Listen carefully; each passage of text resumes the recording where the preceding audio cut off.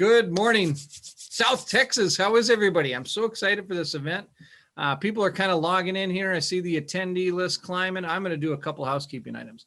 First of all, I'm Todd Phillips with RE Journals, Red News, Minnesota Real Estate Journal, Illinois Real Estate Journal. We have 6 publications in 17 states. I'll tell you about that in a minute.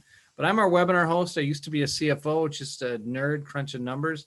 Somehow got stuck doing this Zoom thing for the last year. Who knew? I thought it was going to be like 2 weeks.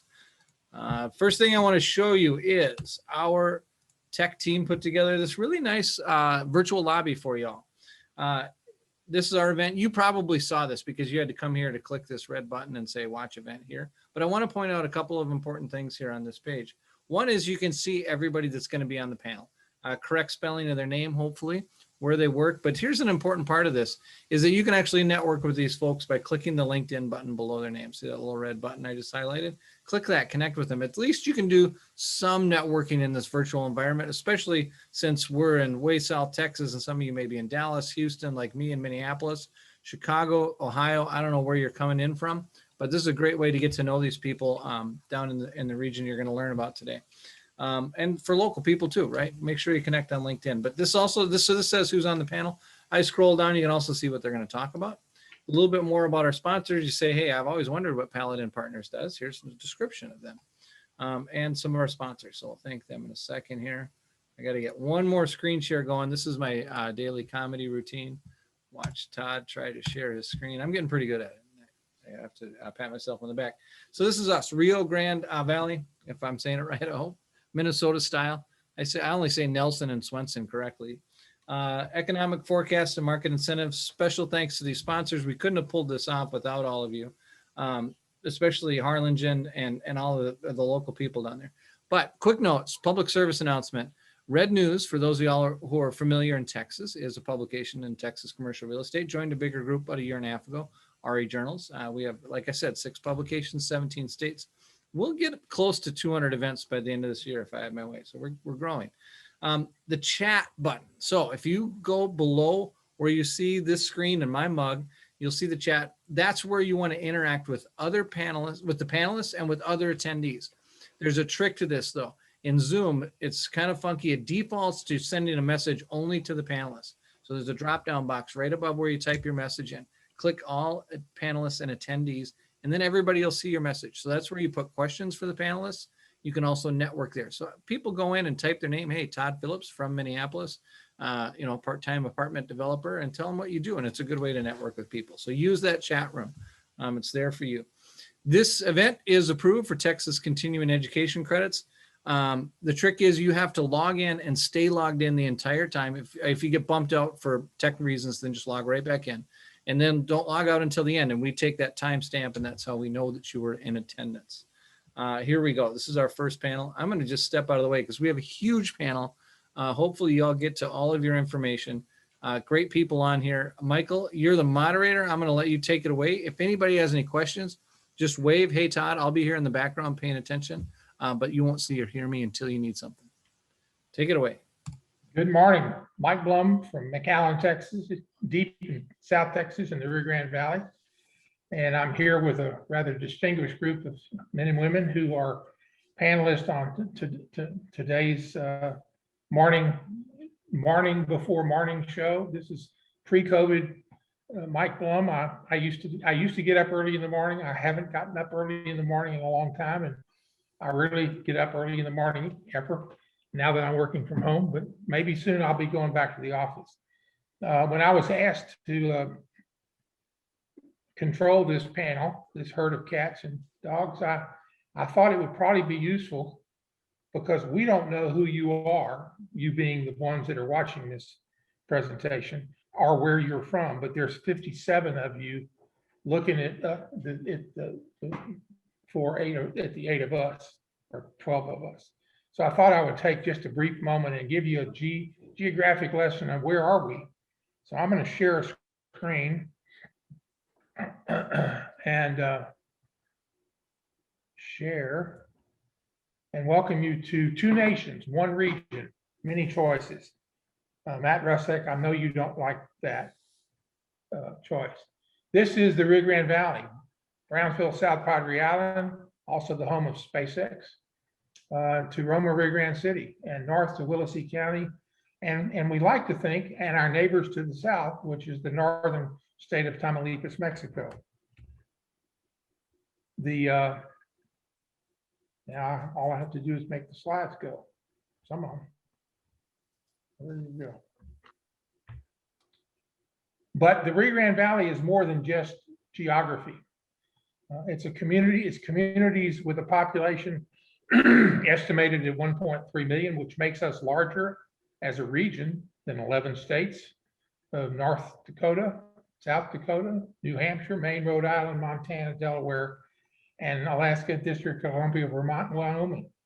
We're down here in the southern tip of Texas. We're so south, we're further south than Miami, just to give you a reference point. Geographically, we have a trade area of about 10.5 million people, 2.7 million households within 150 miles. And if you look at that 150 miles, that's just Monterrey, Mexico, and Corpus Christi, and Laredo, and of course, Brownsville over here on the right. Our population has grown substantially. In 2010, the binational region, and we like to think binationally here because we are two nations, one region, but the binational population 20 years ago was about 3.5 million, about 1 million on the US side and about 2.5 on the Mexico side. That's going to change dramatically over the next 20 years when the population of the binational region is expected to mushroom to 7 million or more. And you can see the green area represents that urbanization of both sides of the border. Trade traffic, international trade is a major component of our marketplace. And you're going to hear from experts on this topic this morning. Laredo is the #1 port of entry for truck-borne cargo trucks carrying product, US-Mexico trade. Several years ago, that number was $130 billion. Detroit is the second with 105. Buffalo, Niagara Falls, New York, 62 billion. El Paso, 55. Port Huron, Michigan, 47. And the Rio Grande Valley, 41.9. That number in today's numbers is significantly higher. And we may have actually eclipsed the Port Huron numbers. I just haven't been able to get a definitive number on it. But this just goes to show you the significance of the cross-border trade between our nations that's grown over the last couple of decades since NAFTA. Part of the reason for the growth in the region is what's called the Interoceanic Highway. That's a big term, Interoceanic Highway. It links the port of Mazatlan on the western coast of Pacific coast of Mexico on a super toll highway that goes through Durango, Torreon, Saltillo, Monterrey, and then straight into Reynosa and Matamoros. That blue line represents across the country, across the entire breadth of Mexico, it shortens the travel time for product going from the agricultural belt of Mexico. It gets to FAR about 3 days quicker than it would if it went up to Nogales, Arizona. A lot of manufactured product also travels up to that tollway, and it has increased the trade flow along in our region materially. Trade in the form of agricultural products has also shifted dramatically.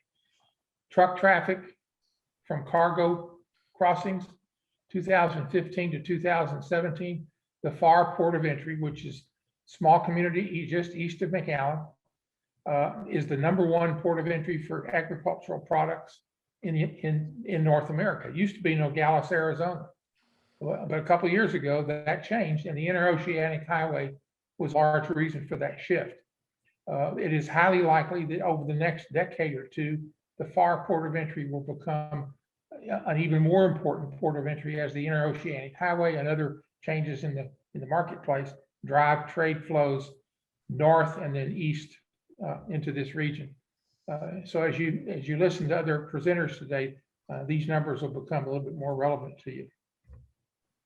Another component of our marketplace that drives things for us is our proximity to an interstate highway. 20 years ago, when we were talking about NAFTA we thought the Rio Grande Valley was a hot spot, but we were the largest metropolitan area in the United States not connected to an interstate highway. Well, that's changed. Port Huron, Michigan, which is right up here, number 2, traverses diagonally across the United States, and it's the only interstate highway that goes diagonally across the country, picking up all the east-west thoroughfares, and it drops down into Texas, goes to Laredo, into the Rio Grande Valley. The interstate corridor, Interstate 69, has 2 legs in the valley, Interstate 69E, which is in the Harlingen, Brownsville area, Interstate 69C, which is in the McAllen, Edinburgh, Far area, gives us a direct link to 2 interstate highways. And when the designation occurred a couple of years ago, the Interstate Highway 83, which was the east-west thoroughfare, got converted to an interstate. So we went from no interstates to 3 interstates in a matter of a few years, significantly impacting activity, commercial and industrial activity in our region, because it puts us on the map. There are many restaurants in the United States that don't go to a city that's not on an interstate. Cracker Barrel is one of them. There's a map of Cracker Barrel in every Cracker Barrel in the country, and they're all located on an interstate, except McAllen. Well, McAllen's now on interstate. So Cracker Barrel's got here a little before the interstate, but maybe they helped bring it here. The Interstate 69 story goes back many, many years. That red line represents essentially a north-south corridor of interstate of Highway 281 that goes north from Mexico and south from Mexico north into Canada. But the diagonal, that's Interstate 69. And the reason it's important is 75% of the population lives east of the green line here. And that green arrow represents the general location of Interstate 69 on the map I just showed you a second ago. Trade flow going north-south, Canada, Mexico, Canada, US, Canada, US, Mexico. This graphic just shows the significant numbers of trade flow dollars. And this is not a current slide. This is about 3-4 years old. And USMCA is going to have a profound impact on these trade flow numbers over the next decade or 2. We think it's going to have an impact on retail trade. It's certainly going to have an impact on agricultural imports. It's going to have a big impact on manufacturing on both sides of the border. And we think the Rio Grande Valley is going to benefit materially from it.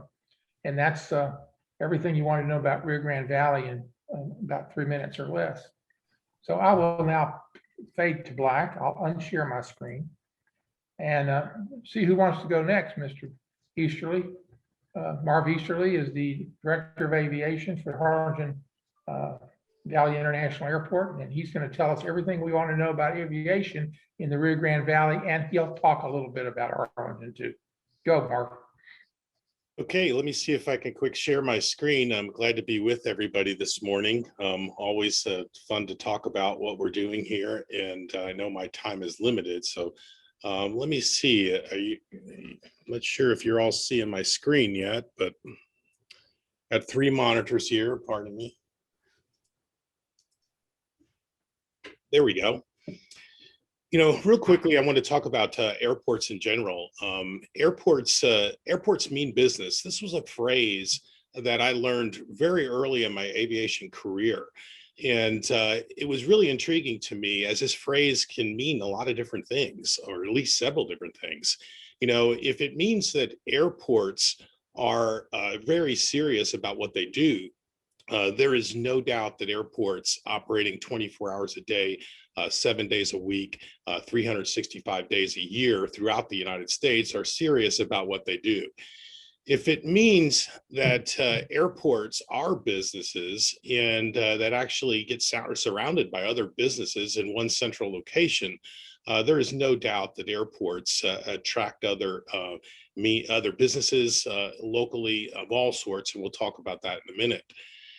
If it means that that airports actually support the local economy, other businesses throughout the area, there's no doubt the airports in the Rio Grande Valley do so. And I can't think of one business in the Rio Grande Valley that isn't positively affected by the success of airports in the Rio Grande Valley.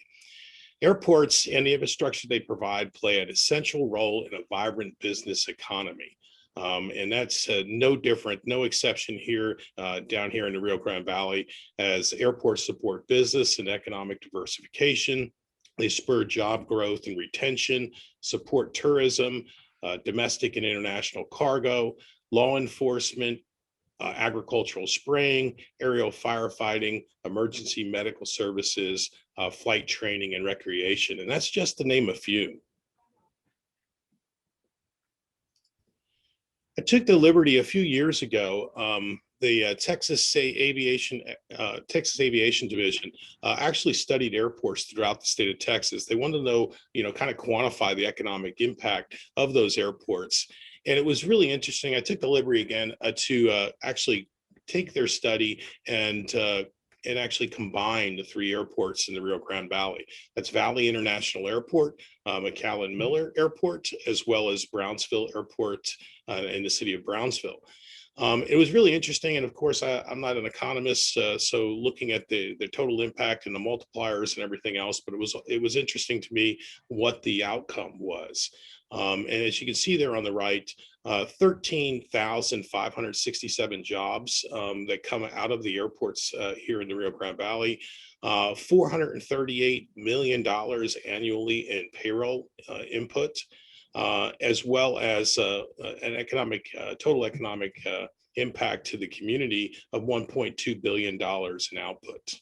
Those are significant numbers, and I kind of think that we're really, if you dig deeper, that you'll find again that every business in the Rio Grande Valley and your local communities across the United States, every business is positively affected by that by the airport and what it brings to the table.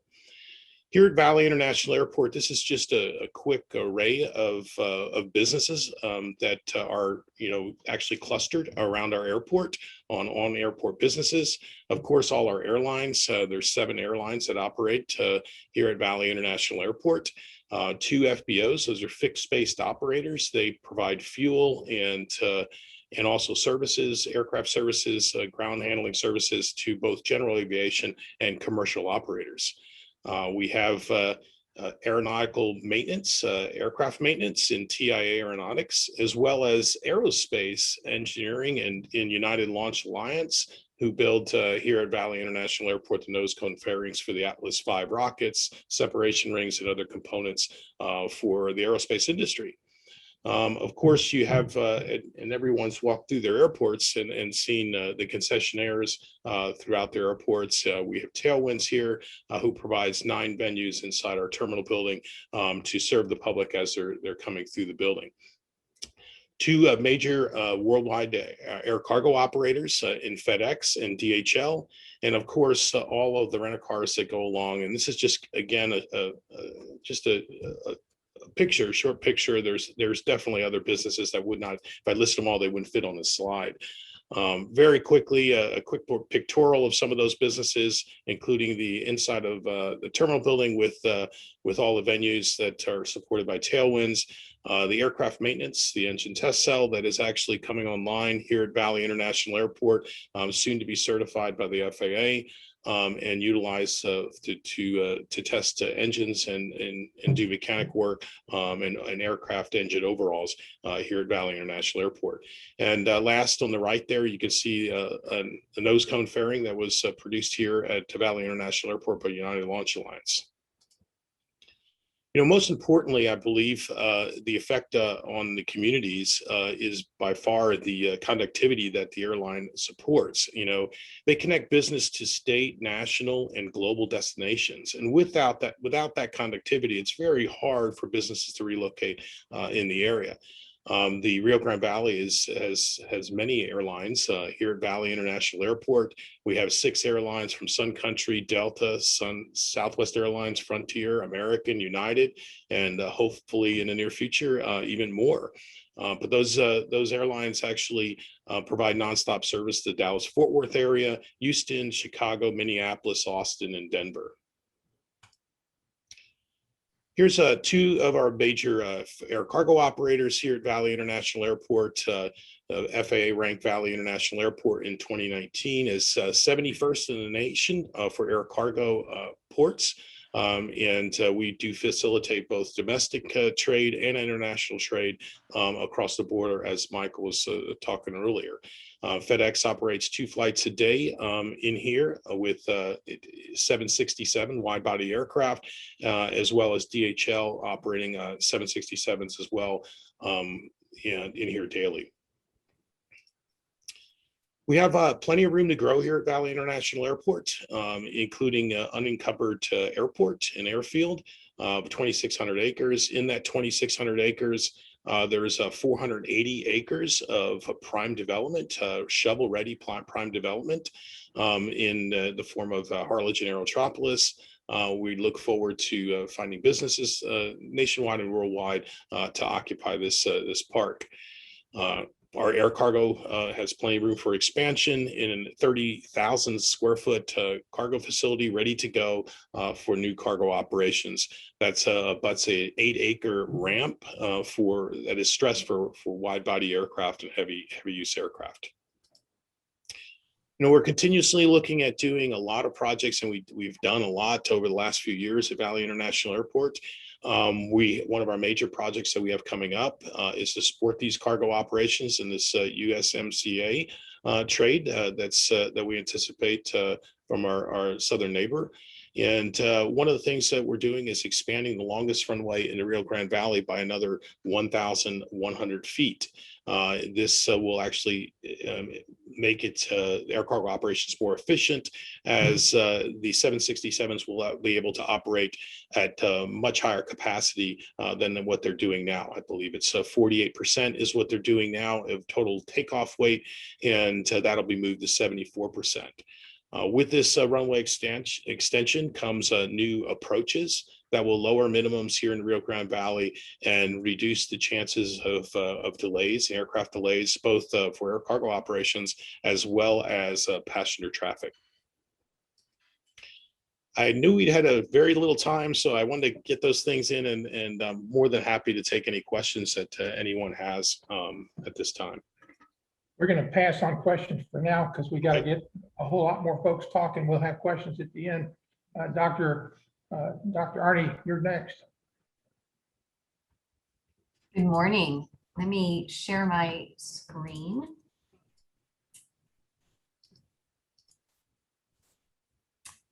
Thank you so much for this opportunity to present on behalf of UTRGV and UT Health Rio Grande Valley.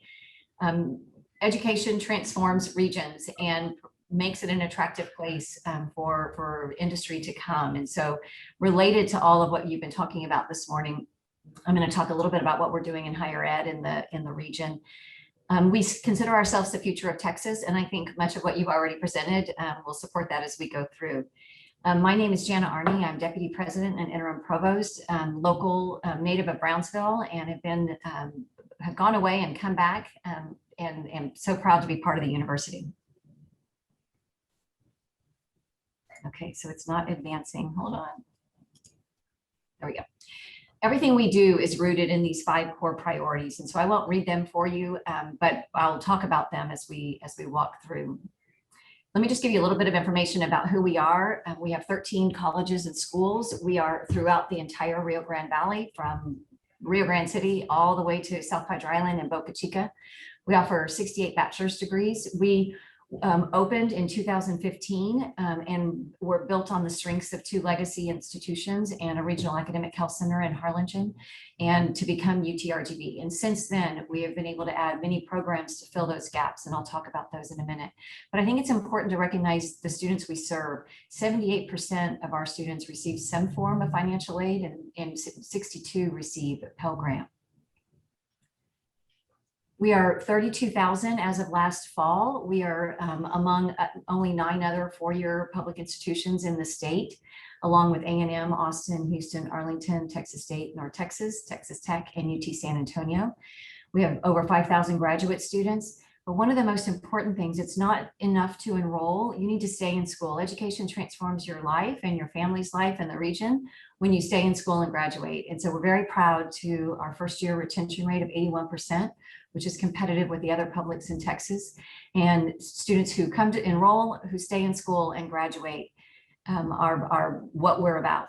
In 2019, Best Colleges for Your Money ranked UTRGV first in the state. We are very, very focused on, I'm sorry, my lights turn off if I don't move, I apologize. We are focused on affordability, and we're focused on supporting our students so that finances don't get in the way of achieving their education.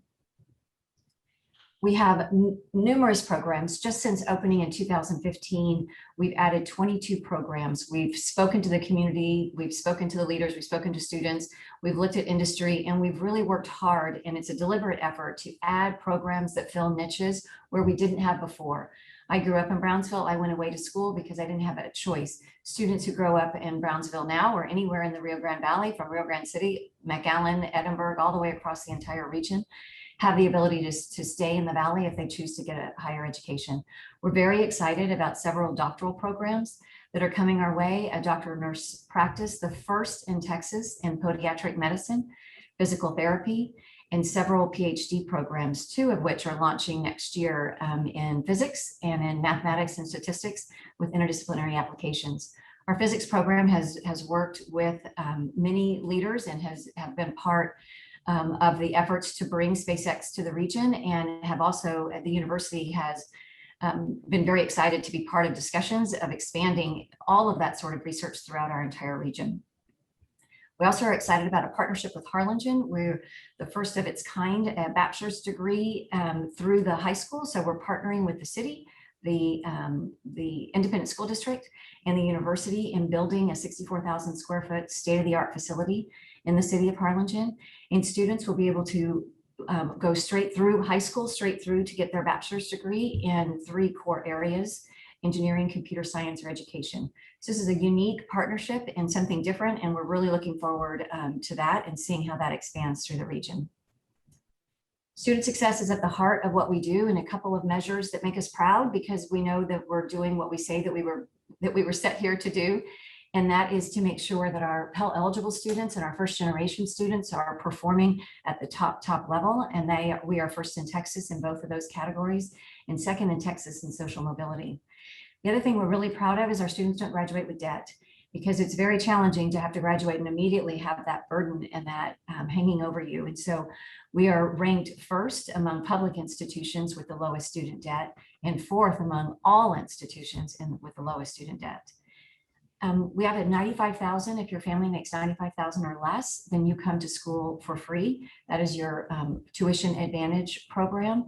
And we also have a guaranteed tuition. So if you start and as you stay that 4 years, regardless of what increases there are, your tuition doesn't change in your fees. And why is that important? It's important because we don't want finances to get in the way of graduation. And we also have a 12-hour cap, which means if you take 15 hours, which is full-time, you only pay for 12. So every semester you have a free course that allows you to stay on track for graduation. And we are really seeing that that is working. Students are taking 15 hours, they're being successful in 15 hours, and they're staying on track for graduation. We're proud of our athletics program. We have 16 Division I sports in the Valley, men's and women's, but I think we're mighty proud of the fact that our athletes are excellent students. They have a GPA of cumulative of 3.25, and they're extremely involved in the community with over 1,500 community service hours. We've also partnered with the entire region on COVID-19 relief assistance. This wouldn't be possible if we weren't a comprehensive university with a school of medicine. Nearly 100,000 tests in our labs alone, nearly 300 contact tracers. As of next week, we will be over 50,000 vaccine doses administered. We're able to do up to 2,000 a day, but we're limited, of course, by what the state can provide us. And 13,000 telemedicine visits since the start of the pandemic. So really contributing to the health and well-being of the region, not only of our students, but the greater community. We also know that healthcare and bioscience industries have a tremendous impact financially, economically on the Rio Grande Valley. And here are just a few stats to keep in mind. A $13.7 billion economic impact, 43% of new jobs over the past decade are in these areas. Our COVID-19 response resulted in 355 jobs created, 13.9 million in labor income, 20 million in total economic output, and 18 million saved in lost wages and salaries. Another incredible number is 659.5 million investments generated and 1,000 new jobs created just by our School of Medicine alone. We're really proud of, we had our inaugural 2020 class graduated 100% matched, and 62% stayed in Texas, which was the goal of creating a School of Medicine in the Rio Grande Valley.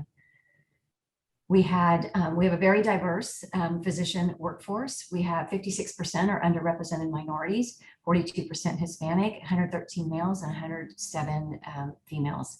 And there's another graphic to kind of show where we sit for those of you who are not familiar with where we are in the Rio Grande Valley.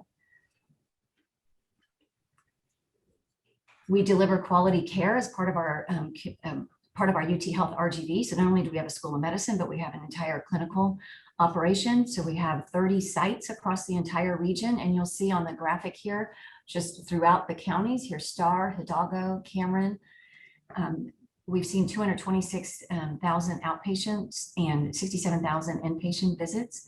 We have 3 area health education clinics in colonias in the 3 counties, Hidalgo, Cameron, and Star County.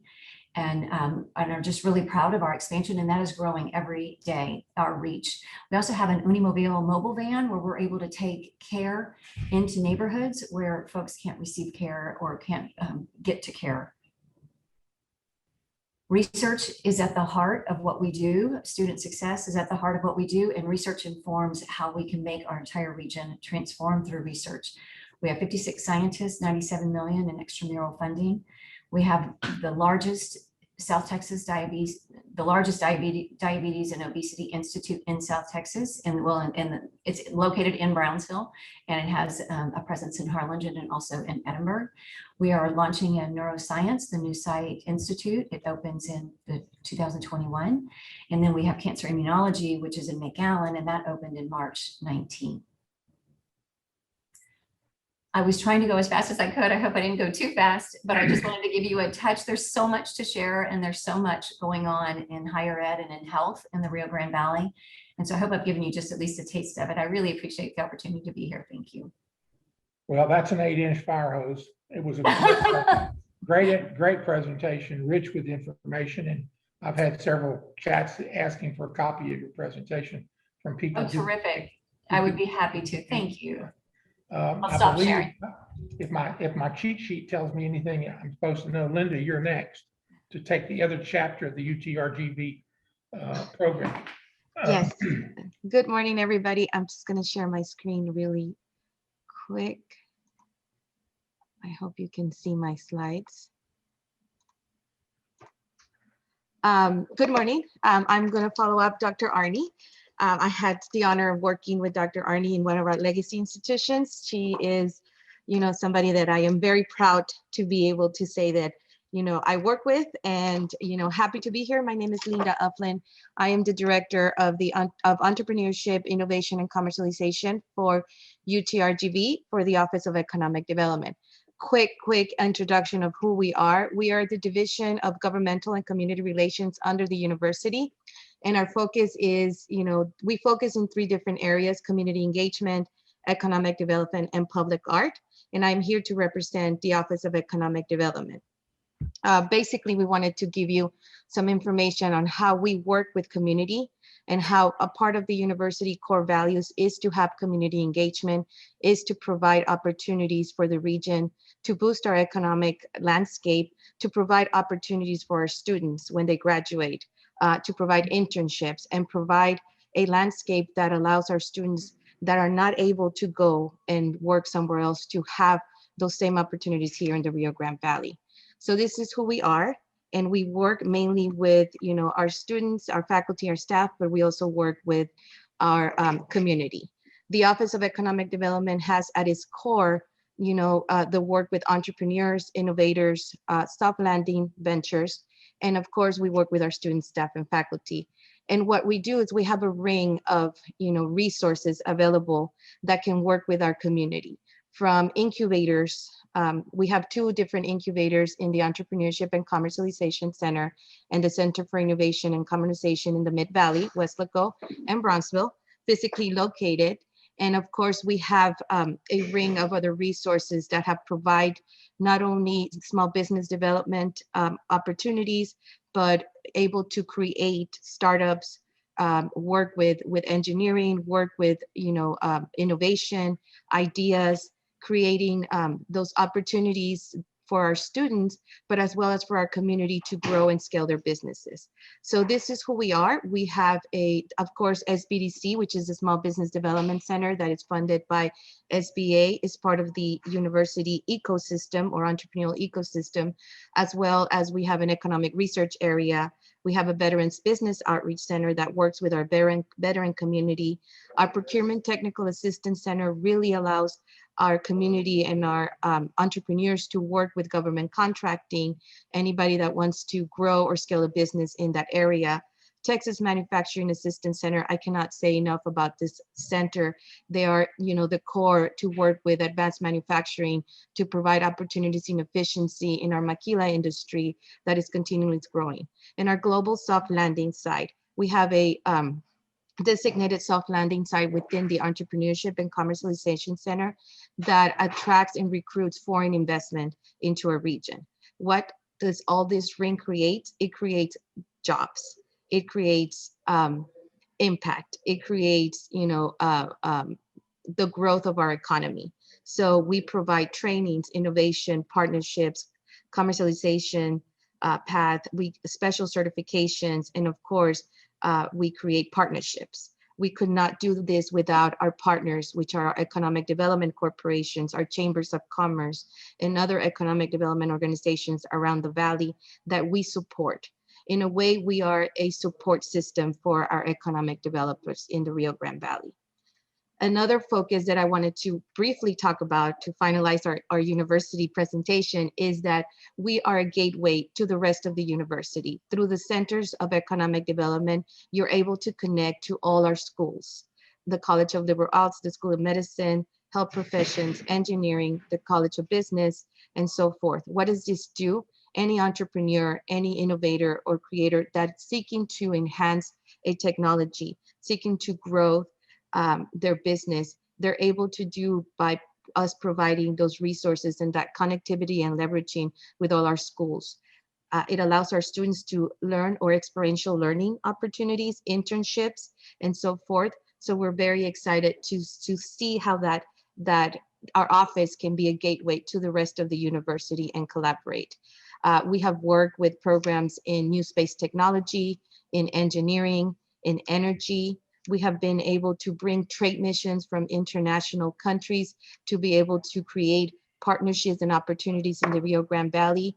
And like Mr. Blum, you said at the beginning, we are an asset to the country. We have all the formulas with having air, rail, a port, and major international commercial lines that the Valley is a key resource for the United States in international trade. So the university, through its partnerships with other universities around the world, has been able to connect and recruit very, successful companies that are able to land here in the Rio Grande Valley. Through all this, ecosystem building that we have been trying to create, we're also creating partnerships with, other organizations around the valley. We are in the midst of moving one of our incubators into a great facility in Bronxville, in downtown, in collaboration and partnership with the Bronxville Community Improvement Corporation. So we're very excited to bring the largest hub of entrepreneurship and commercialization south of San Antonio to the Rio Grande Valley. So this is who we are as economic development. This is what we're able to offer. We're connectors, we leverage resources, and we are an economic development support centers for the community and for our university.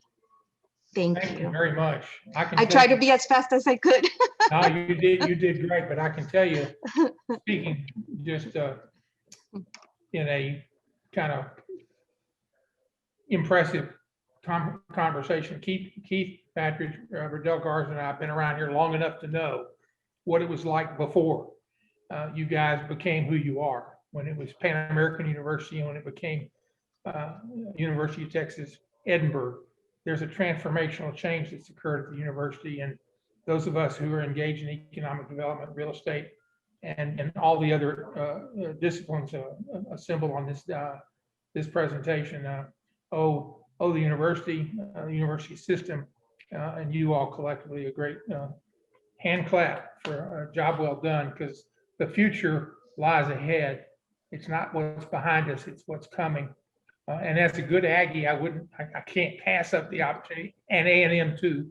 But for that decision, we'd only be a one-horse university town, but we've got both horses, and that's pretty impressive. Let's see. Conrad, would you like to go next? Great. I'd be honored to. Get close to your mic. So I'm Conrad Madison, the co-founder and partner of Paladin Partners. I'm actually based here in Dallas, Texas. I specialize in the negotiation and selection of real estate for corporations all across North America. Handled about 50 million square feet over my career now in over 125 cities. And a lot of those along the Texas-Mexican border. Done deals in Reynosa and Matamoros, as well as in McAllen. I actually spent my first 18 years of my life in Mission and McAllen, so I'm honored to be part of this panel and learn more about what's going on there today.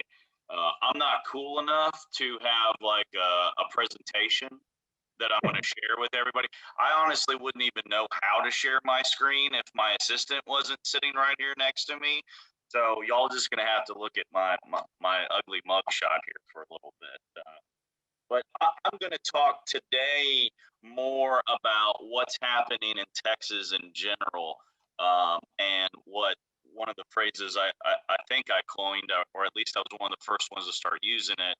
You know, we're calling it the Texodus, which is, you know, all these corporations moving, you know, not only their headquarters, but manufacturing facilities, distribution centers, all those things to the state of Texas. And we have really one person really to thank. Let's give Governor Gavin Newsom a little clap here. No, I'm teasing. But obviously, there's a lot of reasons why people are choosing Texas. You know, cost of doing business, ease of regulations, central time zone, location, all those things. You know, to tell you how big Texas is, and this is kind of a real shocking stat. It just always blows me away, even though we always consider ourselves to be our own separate country. But if we were our own separate country, you know, Texas would be the ninth largest GDP in the world, larger than Australia, Mexico, Spain, Russia. You know, so think about that for a second. You know, that's pretty impressive when you just talk about the whole state in general being that large of a GDP player in the world.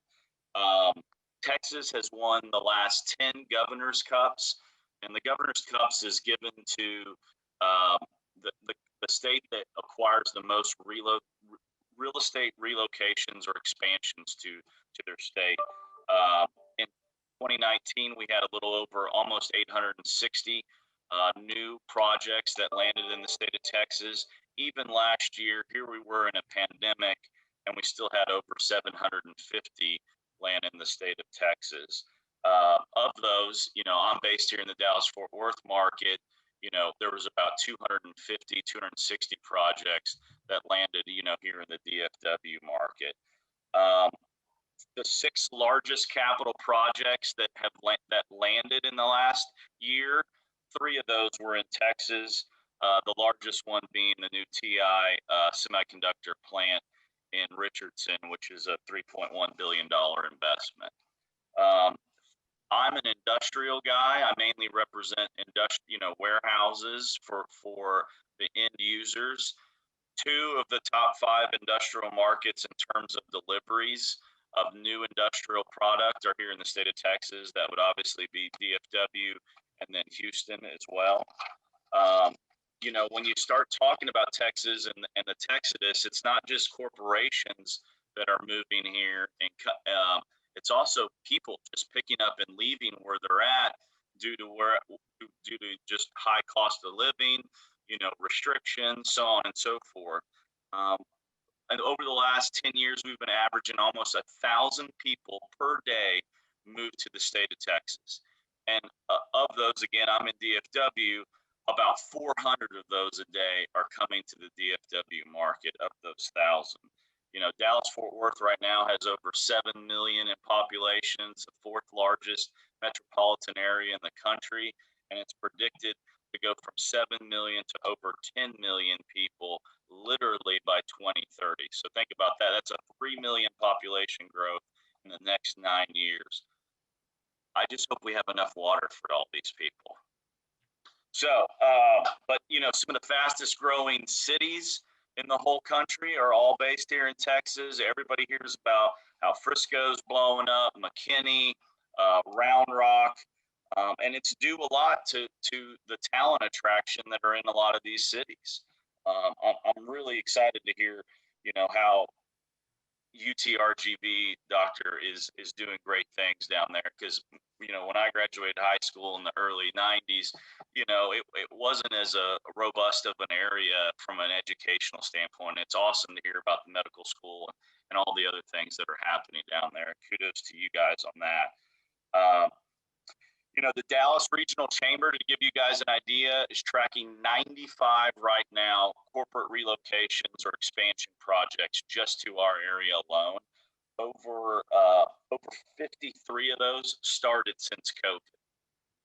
I've been talking about this for a while, but I think COVID is actually going to only expedite the growth within the state of Texas, because people, CEOs, decision makers had time to really sit and evaluate.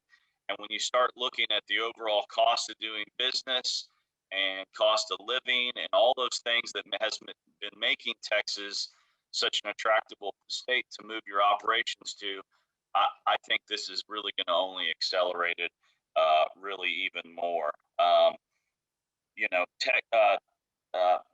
So at the end of the day, when you combine low taxes, the cost and ease of doing business, the affordable cost of living here in this state, it just truly at the end of the day makes Texas really a slam dunk for, owners and operators. And I truly believe that the Texodus, as I say, is going to only continue. Well, that's a great presentation, and I couldn't agree with you more. The only thing better about the Dallas-Fort Worth Metroplex is the Rio Grande Valley Metroplex, which has a lower cost of doing business than up there. And we have the advantage of being a relatively young workforce, 27, 28 years old. We have a growing population, growing exponentially, as I mentioned to you earlier, and we're binational. We're a binational region. It's not just the U.S. side. The other side of the border is an important component of our growth, and it's where the manufacturing takes place and where it's likely to take place over the next who knows how many years. And of course, as China and the U.S.-Mexico Canada agreement takes shape and manufacturing reshores to North America, we suspect that a lot of that's going to happen on the U.S. side as opposed to happening on the other side. Having said that, some of the manufacturing and some of the things that get here on a boat or a barge, and they wind up in the port of Harlingen. And there's a guy on this dais that his name is Walker Smith, and I think he has a few things he wants to talk about quickly. I will be as quick as possible. Thank you for having me. Let's see here if I can get this. You're up. Here we go. All right. Port of Harlingen, a little bit about the port and what we do here. We were created by the Texas legislature in 1926, so we've been around for a little while. We first operated, first loads came in 1952. We've been in operation for 69 years. We have a commission that guides the Port of Harlingen. It's a commission of 3 elected individuals within the district. As far as our infrastructure that we have, we've got 5 docks, liquid cargo docks. We've got 650 feet of general cargo dock. currently, and about 100 feet of dry bulk cargo as well. We own about 2,000 acres of land with about 686 acres currently ready to be developed.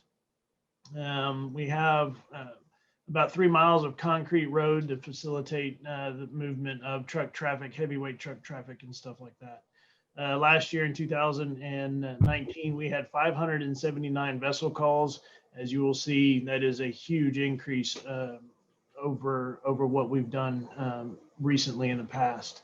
One of our weaknesses that we do have is our rail. We only have 3,700 feet of rail at the Port of Harlingen, but we're in works to be able to expand and grow that, to be able to take advantage of business opportunities. We are a landlord port, which means we don't operate. All of our tenants operate their own facilities. We also do handle some special project cargo, break bulk cargo like the pipe that you see there, transformers for the new transmission system going up as well. We brought in several transformers for that for those as well recently. Connectivity, the port, as you can see with this little map here, we are connected to the entire Midwest as well as the Eastern Seaboard. You can get on a boat at the Port of Harlingen and get all the way up to Maine, around the East Coast, and back to the port if you wanted to. So we are definitely connected, very well connected. We're connected, by rail, by interstate highways, by airport being about 3 miles away. Is a benefit as well into all the ports of entries into Mexico. We're about 18 miles from the Los Indios port of entry into Mexico. We're located 25 miles inland of the Gulf Intercoastal Waterway, which extends from Brownsville all the way around the Gulf Coast down to the point of Florida. Our channel is 125 feet wide, and we have a depth of 12 feet, operational depth of 12 feet, and our draft is 9.5 feet. The turning basin here in the port is 400 feet wide and 14 feet deep. These are some of the tenants that we have here at the port. The fuels is our biggest commodity: Titan Fuels, Key Petrol, and New Star. Titan Fuels and Key Petrol are mainly for the export of diesel into Mexico, as well as here in the near future, gasoline as well. New Star handles much of the fuel that is consumed here in the Rio Grande Valley as well, and they bring that in via pipeline and as well as barge. Rio Grande Valley sugar growers, they export 100% of the sugar that's grown by the Rio Grande Valley farmers here, and it's exported to the Domino Sugar Plant into Louisiana. There's been a huge influx as well in sand and concrete materials because of the influx of business and construction here into the region. We've been a beneficiary of that extra cargo. This is a farming area, farming community, the Rio Grande Valley is. And so we have Gavilon, which is a grain merchandiser, Harlingen Gin and RGV Gin. They are cotton gins that gin about a third of the cotton crop here in the Rio Grande Valley. And then we have the 4 major ag chemical fertilizer distributors here in the Port of Harlingen as well that serve the Rio Grande Valley farmers. This is our tonnage by commodity that we have. Last year, we did 2.3 million tons of total tonnage through the Port of Harlingen. Fuel, as you can see, is our major contributor, and the diesel that's being exported into Mexico. As everybody keeps alluding to, we're a binational region, and we are definitely contributing to that relationship with diesel fuels and gasoline soon to go to Mexico here as well. Fertilizer does as well, is exported to Mexico too. Some economic impact numbers for a small little sleepy shallow water draft port: $1 billion worth of economic activity That's pretty impressive. We do about $15.2 million worth of local business purchases from services supplied here at the port, and contribute about $17 million in local and state tax revenues to the region. Jobs impacting our community here, about 610 direct, with 4,671 jobs generated total by the port. Everybody wants to know why barges are important, and why we need to continue to try and facilitate commerce, waterborne commerce. And this is a pretty good slide to explain it. Wow. There's a big green energy push, obviously, over the last several years, and this, one barge can carry what 70 semi loads can carry over the road, and 16 rail cars. So, for every gallon of fuel that a barge uses, you're taking that much of trucks off of the road. So it's one of my favorite slides to explain how important port and waterborne commerce can be to regions and nationally and internationally, honestly. As I said, we've had a pretty significant increase in tonnages over the last couple of years, and mostly due to diesel export into Mexico. And this is some of the, as you can see, the climb in tonnages over the last couple of years. And by percentage wise, we've had a 43% increase overall tonnage since 2018, with 98% increase in waterborne tonnage, and then barge traffic 91% increase in vessels calling on the Port of Harlingen. Most of that is all due to diesel and fuels coming in for export into Mexico. Some highlights that we've had in the last couple years, we were just recently awarded a project designation from MARAD, Maritime Division, or Maritime Administration, sorry, for a container on barge service to help hopefully essentially one of these days be able to facilitate putting barges onto, putting containers onto barges, and we can, service the maquiladoras in Mexico, any of the manufacturing in the industrial park and those types of things. We can put 32 barges or 32 containers on one barge and be able to move those up the line, up the channel to Houston or wherever the final destination is for that cargo, and remove that many trucks per barge off of the road as well. Rider 38, Rider 45, those are our tech stock grants that we've gotten. And the Rider 38 is actually a $6.2 million job, $6.8 million job, that 1.75 of it is Port of Harlingen money as our contributing funds. Rider 45, we actually got $7.8 million from the state to be able to rebuild our roads here in the port. Because of the increase in heavyweight traffic, it was a much needed upgrade to our roads and infrastructure here in the port.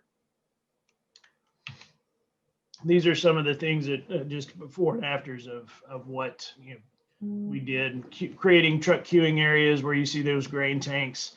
That was just bare ground, and we had an influx of essentially doing maybe 2 or 3 trucks a day to 75 starting off, to now we're looking at 300 trucks a day of heavyweight trucks hauling diesel fuel, and this is what it looks like now. So influx of that state money was a huge benefit to the port to improve their infrastructure.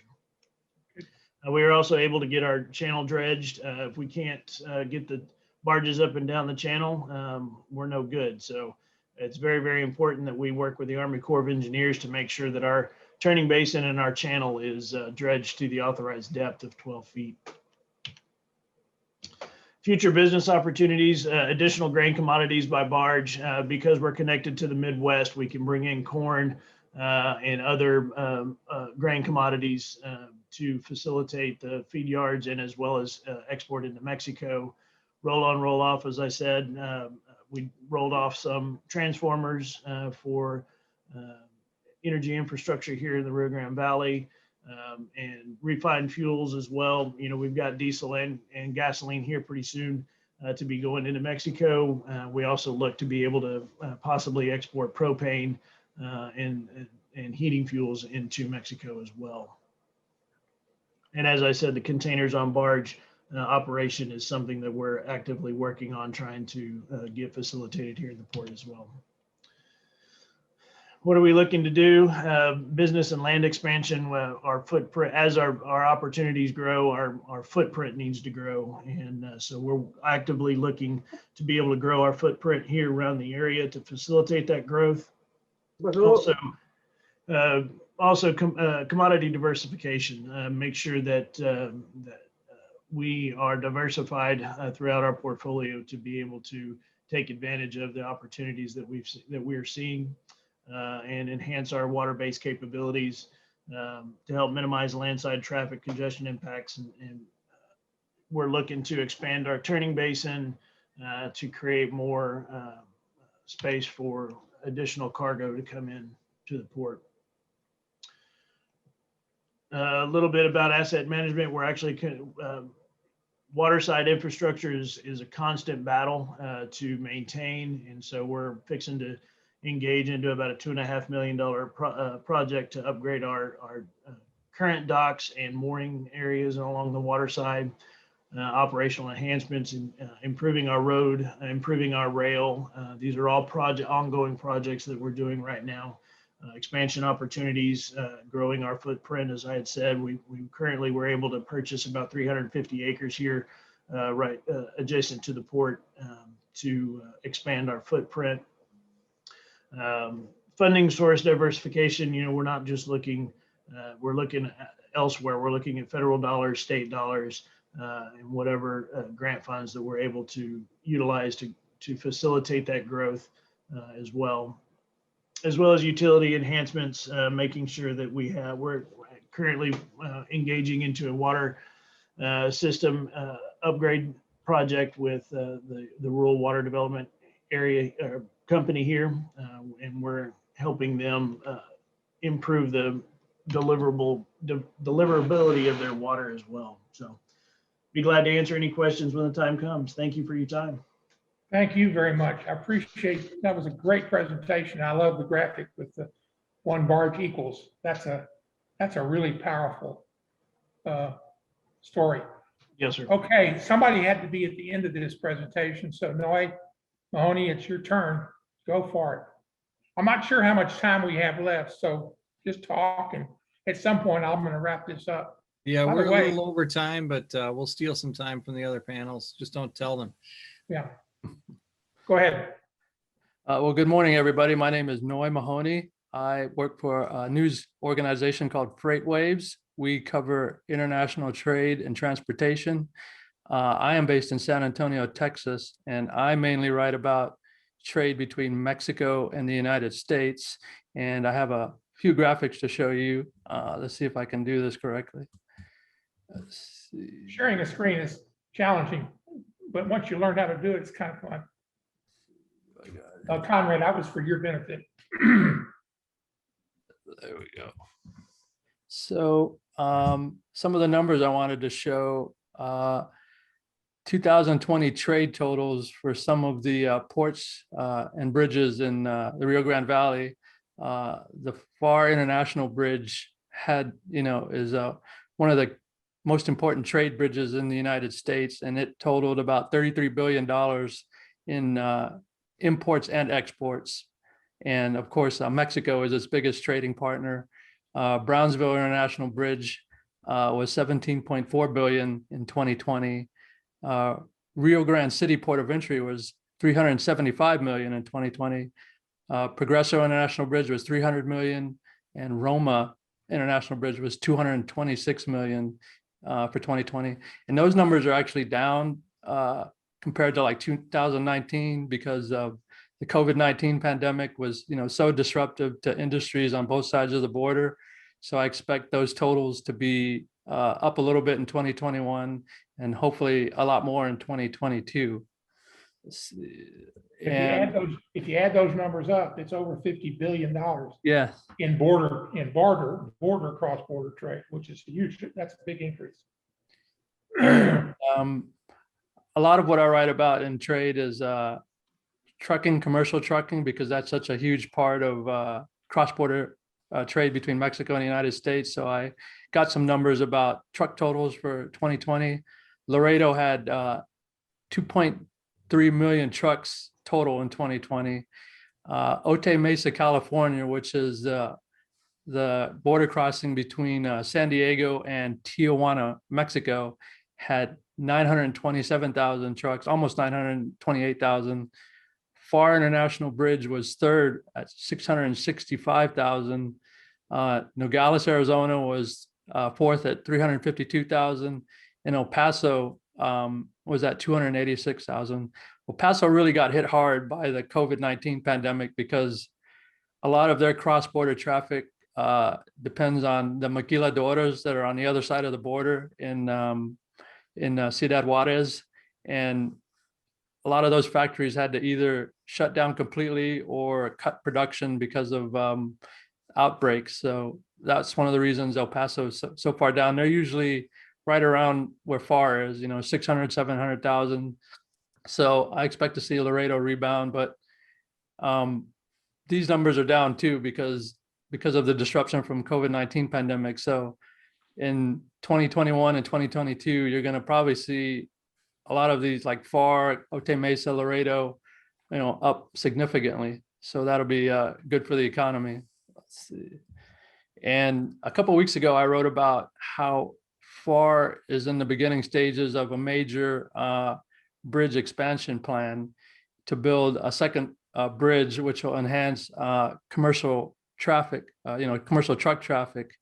And that is just getting underway. Let's see. And that's important because FAR is one of the most important produce import bridges in the United States. I think it's the #1 bridge for avocados. So all those avocados you get in the supermarket, a lot of them come through the FAR International Bridge. Tomatoes, strawberries, you name it. So much produce comes across the bridge at FAR, but also, the Progreso International Bridge and Roma too. We get a lot of imports, produce imports from those bridges. Let's see here. And Port of Brownsville, I wrote about them about a year ago about the major dredging project or channel deepening project that they were going to start. And I believe it was supposed to start in 2020, but I'm not sure if it did because of all the disruption by the pandemic. But that's an important project because a few years ago, there was a project to widen the Panama Canal, which speeds up ships from Asia. And that's important because now that there's so much traffic at the Port of Long Beach, the Port of Los Angeles, some ships are starting to just bypass that port and come all the way to Gulf Coast ports. And China is the #1 trading partner right now for the Port of Houston, which is very interesting.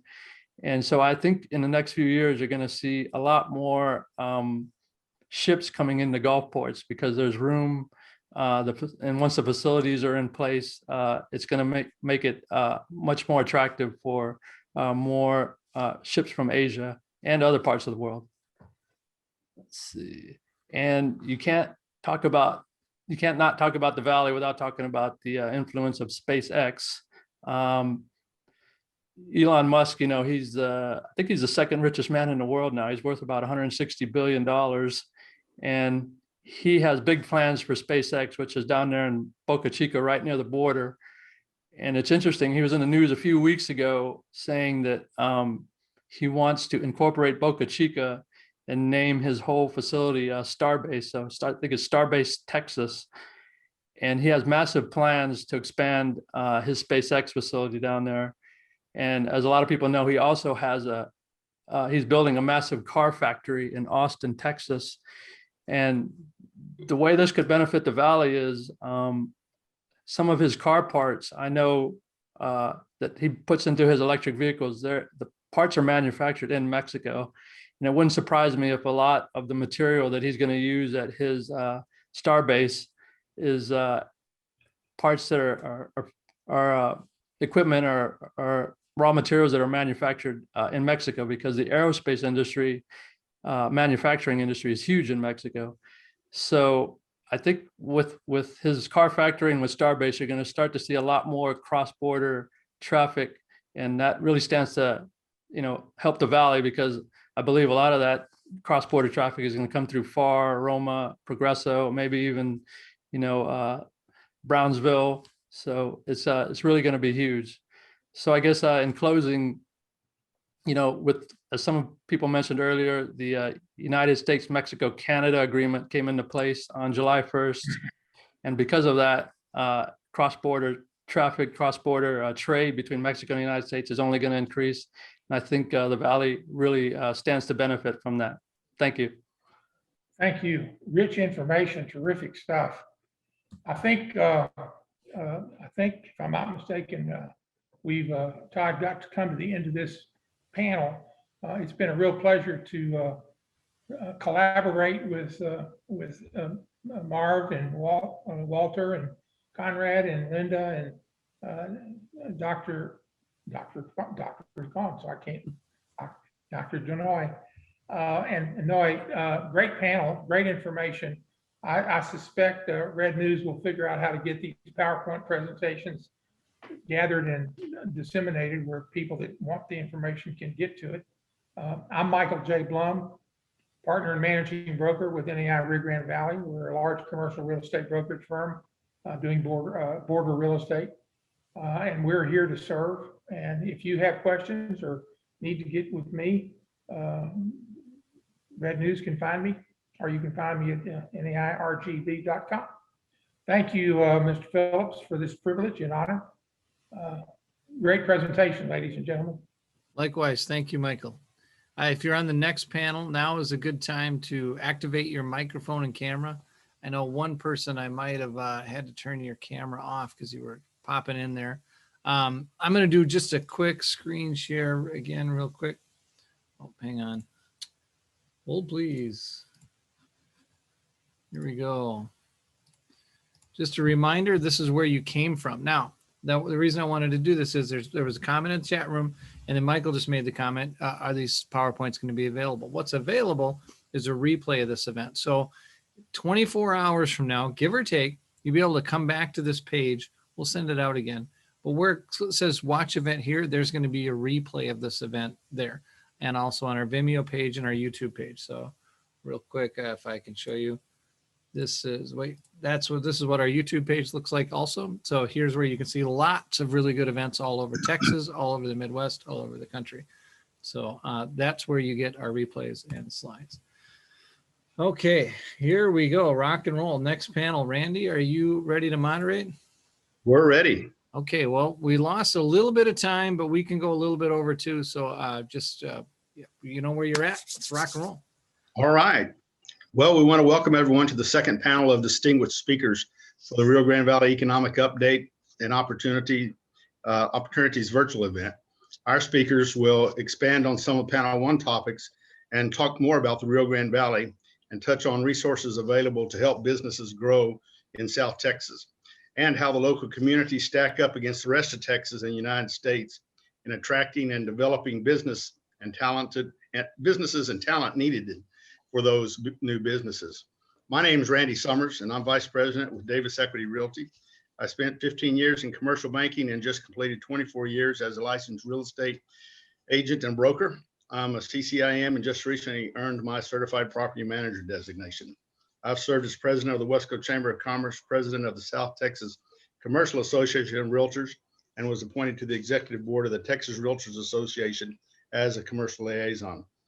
I'll serve as your moderator for panel two, and let me introduce our speakers first. Joining us this morning from the Rio Grande Valley Partnership is Mr. Sergio Contreras. Mr. Contreras was appointed as president, CEO of the Rio Grande Valley Partnership in 2016. The Rio Grande Valley Partnership is a community-minded organization that represents 4 counties in South Texas, where business leaders advocate for regional collaboration and economic prosperity. The organization engages in policies and programs that impact the development of international trade, healthcare, improvements to transportation, and port of entry infrastructure, education, and workforce. Mr. Contreras served as the executive director of the FAR Economic Development Corporation. He worked at AT&T for 20 years as their regional manager of external affairs. And Mr. Contreras has served as a board director for multiple organizations in Laredo, San Antonio. He's currently serving as the chair of the Border Trade Alliance, the executive board member of the Texas Alliance for I-69, and on the advisory board of the Rio Grande Valley Metropolitan Planning Organization.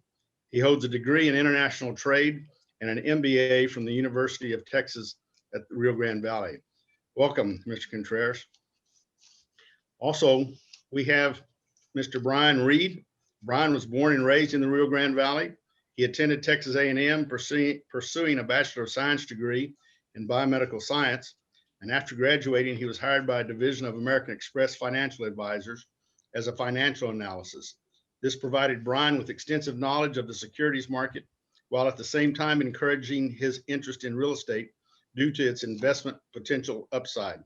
After deciding to pursue a career in real estate, Brian spent just over 2 years as a right-of-way appraiser for Allen Williford and Seal in Houston before acquiring his realtor license.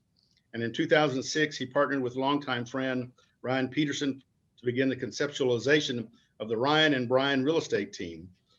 15 years later, the Ryan and Brian real estate team continues to grow every year as they provide their clients with a memorable experience and are committed to providing their clients with unparalleled service. He has a beautiful wife, Tanya, and 2 lovely daughters. Welcome, Brian. And then joining us from Brownsville Community Improvement Corporation is their executive director, Josh Mejia. Mr. Mejia has a master's degree in business administration from Brigham Young and leads a team in Brownsville, which has invested over $55 million building industries and creating jobs. We want to welcome you too, Josh. Rodel Garza is the Chief Executive Officer for the Development Corporation of Harlingen, better known as the Harlingen Economic Development Corporation, or HEDC. Rodel has been with HEDC since August 2012 and is responsible for the day-to-day operations, marketing, recruitment, and development of initiatives to drive new investment and job creation to Harlingen. Rodel has extensive experience in both the public and private sectors in the economic development and commercial real estate brokerage and development. Rodel has led other economic development organizations, including the FAR Economic Development Corporation, the Mission Economic Development Authority, and the Rio South Texas Economic Council. He was also managing broker for NAI, Rioco Realty, and general manager for the Rioco Ridge Holdings Companies for several years, and vice president of development for the Merchants Holding Company for over 5 years. He's a graduate of the University of Texas at Austin with a BA in economics, and also earned his certified economic developer designation from the International Economic Development Council in June of 2000. He's also been a licensed real estate broker for over 15 years. Welcome, Rodel. Good morning. And our last panelist this morning is Mr. Matt Roussack. He's currently serving as the executive director of Rio South Texas Economic Council. Is a native Central European and who has called Texas his home for the past 24 years. Having originally come to South Texas in pursuit of an education, Matt has for the past 21 years served in a diverse mix of professional capacities in IT, public opinion research, real estate, small business development, governmental affairs, public administration, nonprofit management, and now economic development. Welcome, Matt. Thank you. Morning. We have a distinguished panel for sure. We're going to open it up this morning with Mr. Contreras. The Rio Grande Valley Partnership recently conducted an economic impact study into the healthcare and bioscience industry. Sergio, would you share with us some of those findings and just how much of an economic impact those industries have in the Rio Grande Valley?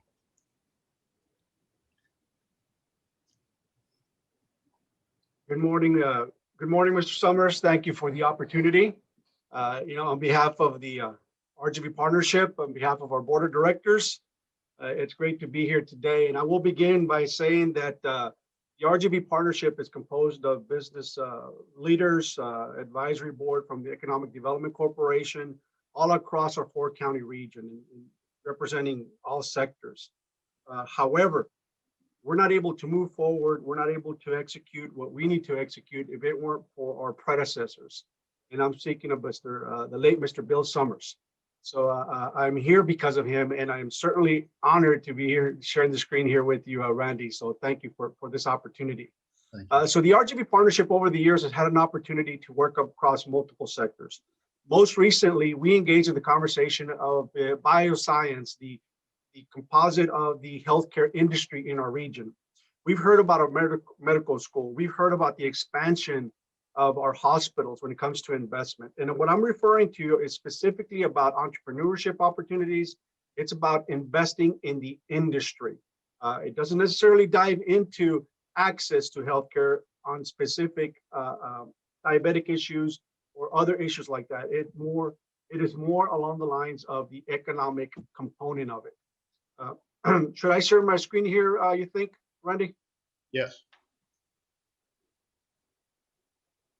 Okay, so we conducted a study on the impact of healthcare across the 4-county region.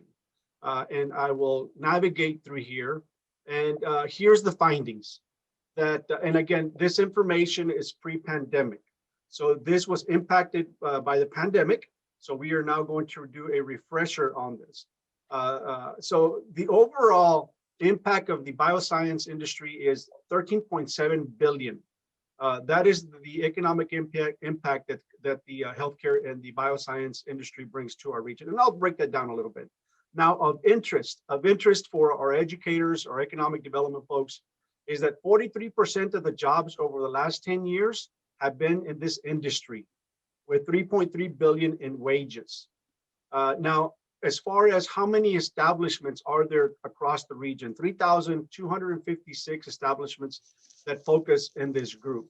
And so of interest is that in 2019, we had about 163,530 jobs that were in this industry. Now, what has the medical school brought to our region? It's brought 659 million in investments, generated about 1,000 jobs, as we heard earlier. So this kind of gives you a snapshot of what the studies found. And then, Randy, I'll go through 1 or 2 slides, since this is about maybe a 18-slide presentation, but I'll go through maybe to 2 more. And what do we plan to do with this information? Well, in communicating with governor's office, the economic development arm is, they have a focus on life science. They have a focus on research. And so we are initiating a biomed RGV initiative, which is it's a long-term initiative to focus on expanding this specific industry. Will be made up of individuals that have an interest, that have the knowledge to expand that. As we've seen that across the state, we've communicated with many others. And in fact, I want to recognize Radel Garza and the Harlingen EDC. He and I have been on several calls on this initiative. They've been engaged in that initiative, and certainly appreciate Radel inviting us to speak with you guys today. But want to mention that we know that that'll be of interest to many. So there's different multiple sectors. There's that provide the economic impact. And this one here gives you a sense of the number of jobs that we had in the region, right? And I want to focus now on another slide that talks about the impact of the sector. So you have the direct health services sectors at 10.61 in billions, and then related industries. Now, what are related industries? Related industries are your pharmaceutical reps, along the lines of research as well, versus your health services are more your hospitals, your direct dentist office as well. And what I will go now to is one of what we did with our local hospitals, and that'll be the last slide, Randy, on this specific topic, and I can expand more if Radel wants by direct questions. So we surveyed our hospitals and asked them, hey, who do you bring in out of the region to do your work? Who repairs your X-ray machines, your advanced components? And who do you get your supplies from? So it was interesting to hear that right about 1 million is the number that the hospitals is spent on outside vendors and contractors to maintain and repair the advanced equipment. So what are we doing with this? We're sharing this information with our school districts, community colleges, so that way we can train that workforce here. In addition to that, there's opportunities for entrepreneurs to be able to ensure that they are the ones that provide the supply chain, which we have seen because of the pandemic. And so, Randy, that is gives you a glimpse of what this study was all about. But I'm going to go back to the screen that kind of summarizes the entire component of it. And ever since this study, we have seen 4 hospitals that have launched multi-million-dollar projects across the Rio Grande Valley. And these hospitals, they're expanding, not necessarily because of COVID, right? But because there's the need for additional investment in the community. So what are we trying to also share? We're sharing this information with our Economic Development Corporation managers to the municipalities, that when you have someone knocking on your door that they want to expand a dental office, a vision office, when they want something related to medical component, help them expedite that process to ensure that we get these now, because of one reason as well. It provides additional jobs, and these are good paying jobs, which we find in our study. So it's interesting to see that it's embraced by our region. It's interesting to see also that it aligns with history, in the sense of that about 43% of the jobs in the last 10 years have been in this industry. That's good information, and it's just another highlight on the industry, the vast industries that are in the valley, and the economic impact that they have. I can remember a time when we weren't on anybody's radar screen in the Rio Grande Valley, and now we are on the radar screen, and we have a considerable amount of monies being pumped into the valley for industry, for infrastructure. And it's all because of a lot of collaboration between the cities and the partnership in assisting to lead that effort. And, there's many times that I traveled with my father to Austin to meet with senators and legislatures as far as the valley and getting the valley to be recognized. And I know lobbying efforts are a big part of what the partnership does as well, Sergio. Could you give us a few of the bills that the partnership is monitoring that have been introduced into the legislature, and their potential economic impact on the Rio Grande Valley if they're passed, or the detriment to the Rio Grande Valley if they're passed? Thank you, Randy, for that question. Yeah, so my present now is primarily healthcare, right? But I'm glad you touched on what the previous panel was all about: international trade, expansion at our ports of entry. So it's a component that we're going to see grow, because there's multiple sectors. And I'm interested to hear what Josh is going to present on, because he's got his unique component over there that's turning on the fire in the Brownsville area. Regarding some legislation that will directly impact. One of them is the reauthorization of Chapter 313, where it allows large investments, manufacturing firms to get some incentive support. The panelists are well aware of this. Now, there's an implication component to it. So the current legislation takes away for renewable energies to be part of that, to be under that umbrella. How does that impact the region? It impacts us quite extensively, because we've seen the number of jobs that have been produced because of the wind energies companies that are in Starr County, Willacy County. We've seen them out there.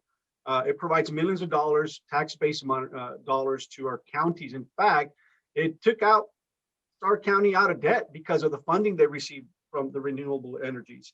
It provided Willacy County an opportunity to bring in new ambulances to provide the emergency services that were needed because of the renewable energy funding they received because of the property taxes. And these are direct quotes from those counties. This legislation will hurt us if they take away the renewable component being part of the entities that are being under the umbrella to be able to acquire these incentives. So we're tracking that. We're being vocal, and many of you are as well. So that's one, Randy. Another one is more on the, we're national. Our DNA is all about international trade. Pre-NAFTA, we were about 24% unemployment rate. Fast forward to 2019, we were down in the single digits, 4 to 6%. However, pandemic has impacted that. But that gives you a glimpse of what trade does for us. That means there's lots of trucks going back and forth. Now, unfortunately, these trucks, freight trucks, any fleet management, any company that has a logo on it has become a target for lawsuits. So that's another piece of legislation that we're following, to where we're trying to reform a system that is fair and equitable for the small business companies, at the same time ensuring those that are hurt, that they are taken care of. That's another piece of legislation, Randy, that we're following. And another one is broadband deployment. Regarding, there's the conversation of we're very fortunate that the governor in 2019 created the development of the Broadband Advisory Council. Ever since, they've done some studies, right? So you got to go through some studies first. Now it's an emergency. And now we have 2 bills that are moving pretty fast that are going to allow us an opportunity to get a snapshot of what broadband means here in all of Texas, but then down to by the zip code, an actual map, an actual plan. Now it calls for a certain amount of investment. So there's some components of the bill that we're looking at specifically. And then I'll close with the business liability, right? Protections. COVID hit us hard. Small businesses are getting back into play. We've got quite a bit of data that they're beginning to do a lot better now.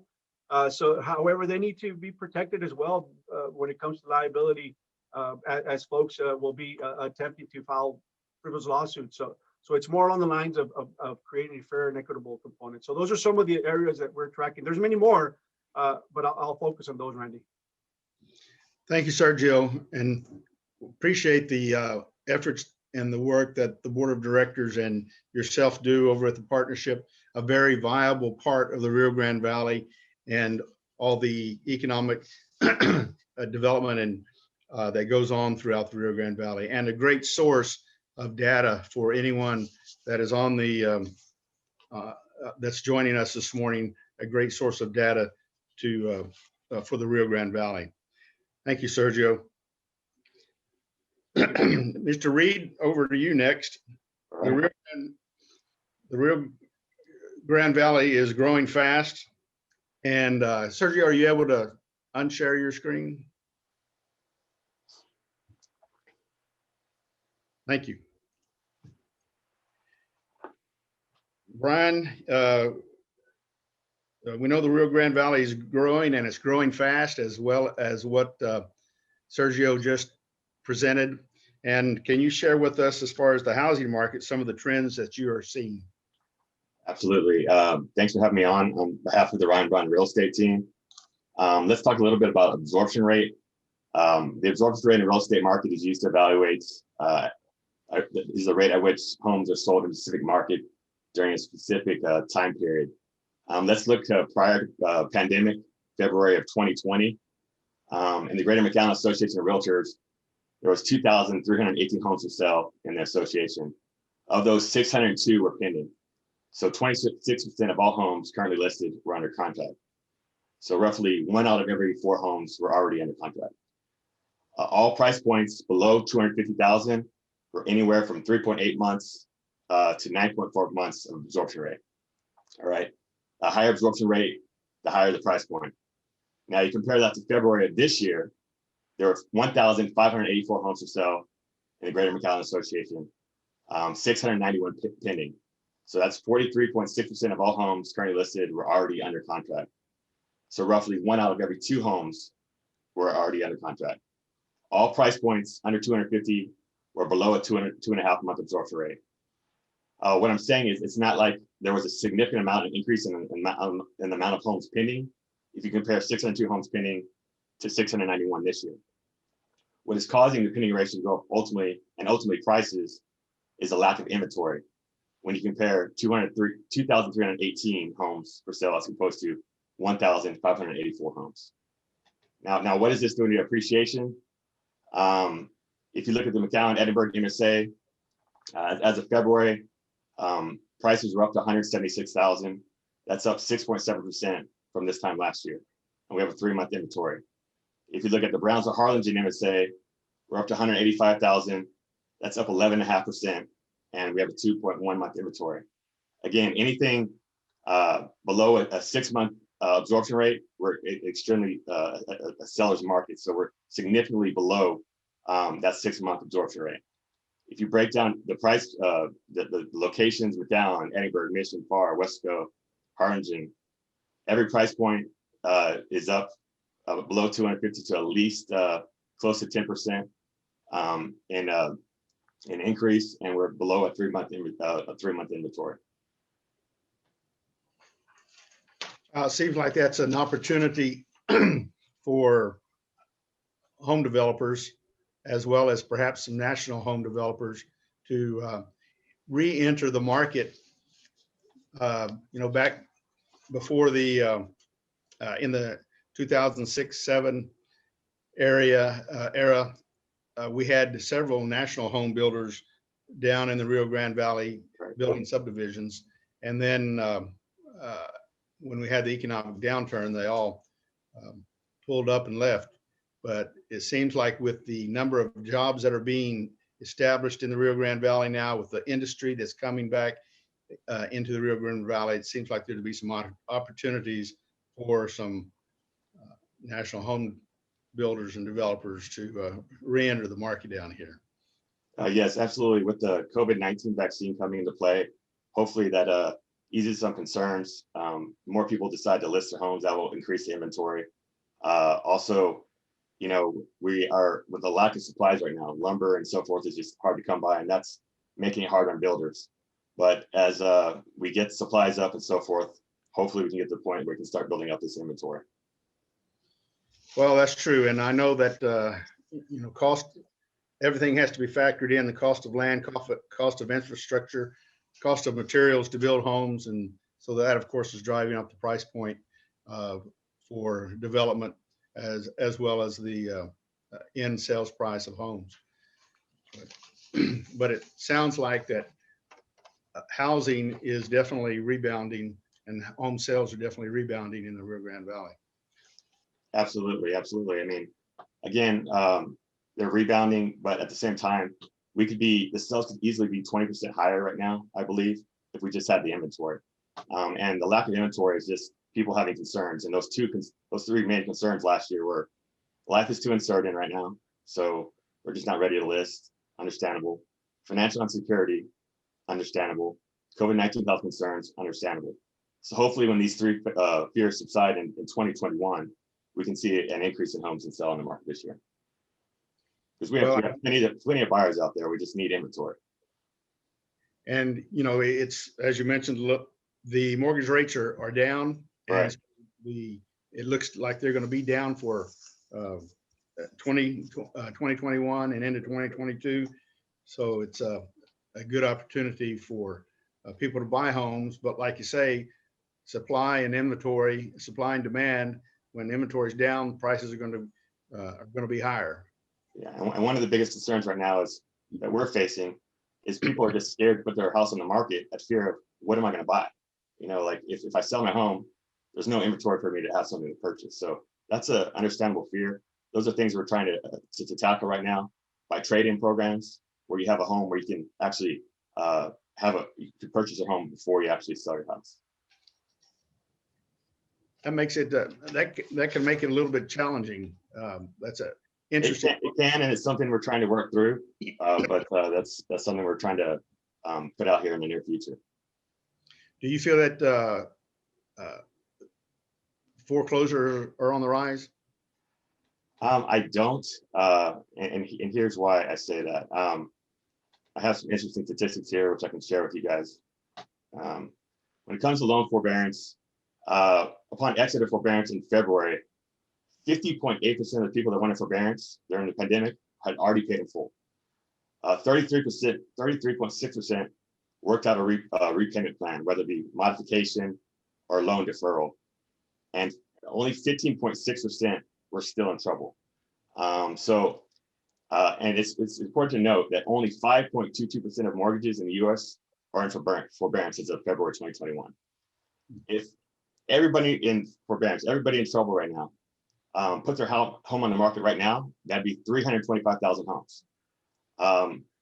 Right now, there's 325,000 homes for sale in the United States. So you put those together, that's 650,000 total homes for sale if you took all those distress and added them in. In January of 2020, last year, we had 722,000 homes for sale. So you put every distressed home on sale, and we still have a lack of inventory compared to last year. So no, I do not think foreclosures is going to be an issue. You think that we're in a bubble? I do not. And then, you know, a typical real estate cycle is 7 to 8 years. We're 11 years in this cycle. Of course, the reason this cycle has been so long is because of the subprime. We're not in a bubble, and here's why.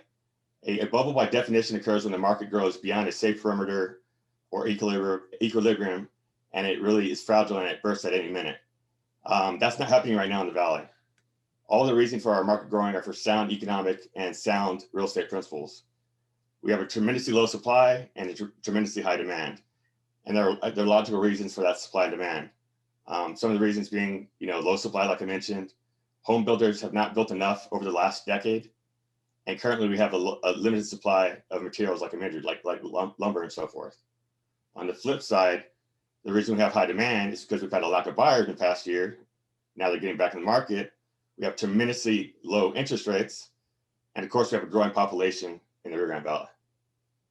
And how do you see those demographics changing with the millennials and the industries that are being created, the type of jobs and the type of employees that are being hired? Well, I can just tell you this, that Texas is a young state in regards to the United States.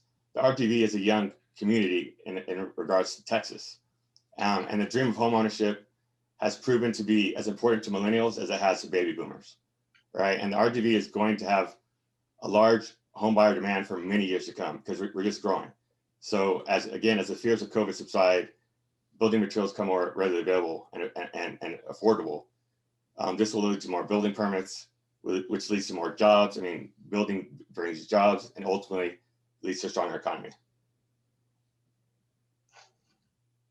Well, that's some exciting demographics and a lot of growth going on, and appreciate all your diving into the numbers for us, Brian.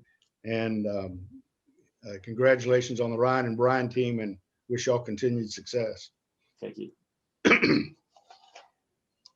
I'm going to take our next two panelists together, Josh and Rodell, because they both have answers to the questions, but they're both unique to their particular city. And once again, we welcome Josh and Rodell. And Josh, you'll need to, there you go, unmute yourself. But each of y'all have programs and properties that are unique to the area, but can you briefly discuss some of the current investment and development opportunities that you see in South Texas, Harlingen, Brownsville for us? And Josh, I'll throw it over to you first. Yeah, thank you so much, Randy. And again, I appreciate the opportunity to be here with everybody this beautiful morning. We have seen a lot of investment interest for development, a lot of reuse, a lot of rehabilitation. As a matter of fact, the picture behind me is a good example of that rehabilitation that's happening in our historic downtown. Our counterparts with the Type A Economic Development Group here in the city of Brownsville, they're focusing a whole lot on industrial development, which there is still a very large need here in the community. They have a lot of public land, over 700 acres available to be able to develop a very viable industrial park with infrastructure that includes broadband, that includes rail connection. In regards to the Type B Economic Development Group, which we represent, we have a lot of a keen interest in further developing our downtown, finding reuse for a lot of open big box stores that are currently available in the market. We have some greenfield areas as well in some of our high density commercial areas in the north side of Brownsville. And we also have one of the largest sports complexes south of Corpus Christi, just north of Brownsville as well. We actually have about 36.6 acres available for development. The BCIC organization will release an RFI in the upcoming weeks to be able to attract some developers to be able to determine some ideas that are feasible based on our market. And we believe strongly in our market. We have a very good, healthy population. Like our good friend Brian mentioned, we do have a young demographic as well, folks that are looking for different types of work. We have an increase in remote jobs that are coming into the area. And with the activities that are happening over at Boca Chica Beach with SpaceX, we're definitely seeing an influx of individuals here that are not only looking for places to live and stay, but they're also looking for places where they can shop, dine, and have fun.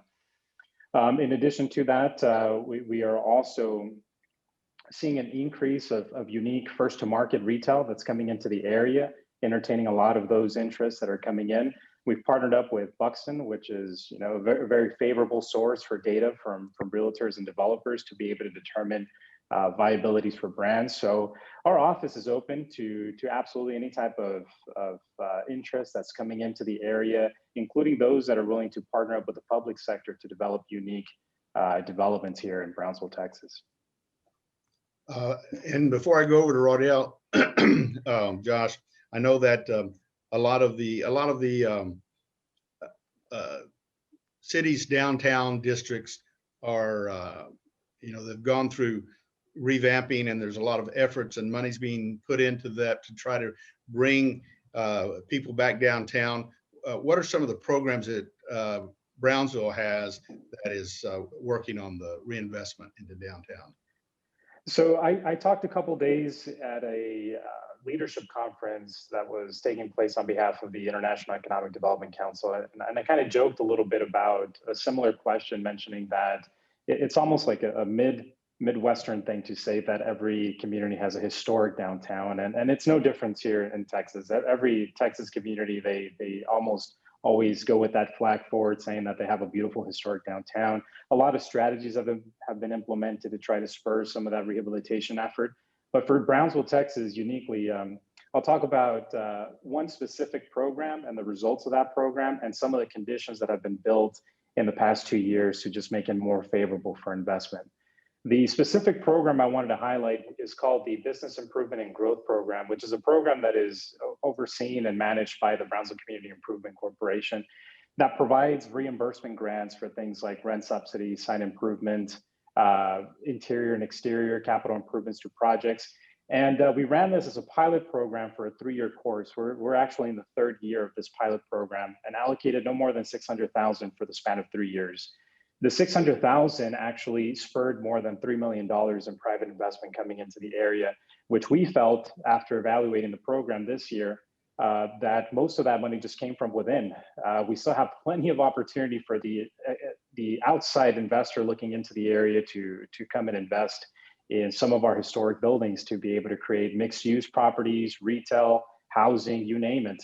Now, when we started seeing an increase in that development sector for the downtown historic district, the city, along with a lot of our partners, developed some new programs, some new financial mechanisms that make our historic downtown a whole lot more favorable for investors that are looking into the area.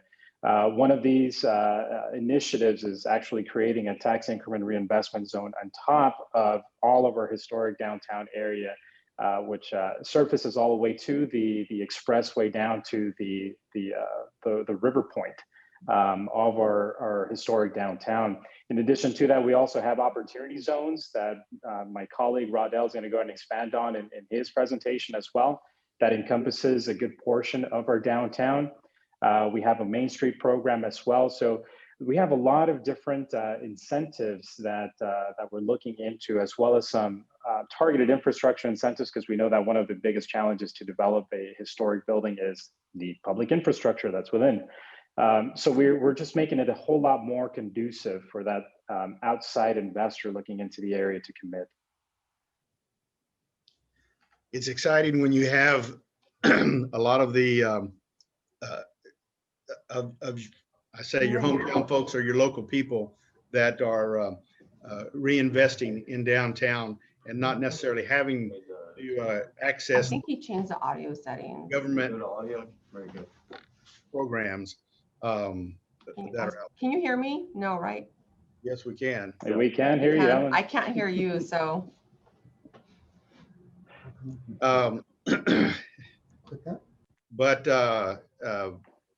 like to move over to Rodell. And Rodell, I know that y'all, the Harlingen Economic Development Corporation has a lot of development opportunities and have had a lot of investment placed in. And Sorry, can you guys still hear me? I'm just testing my mic. Hi, Helen. You're on the next panel. We are still in session.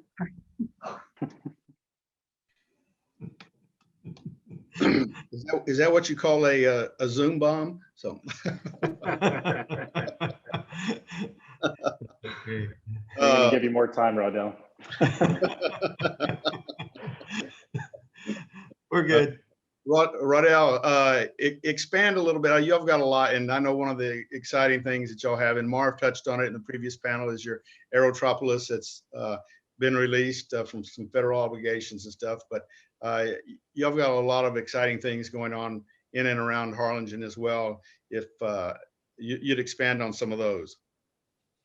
All right, sure will. Good morning, everybody, and thank you, everybody, for being here. I'm going to go ahead and share my screen and make sure that we can show you some of those opportunities. First of all, the Rio Grande Valley has, I've been in economic development in South Texas for a long time, and that's Laredo and the Rio Grande Valley.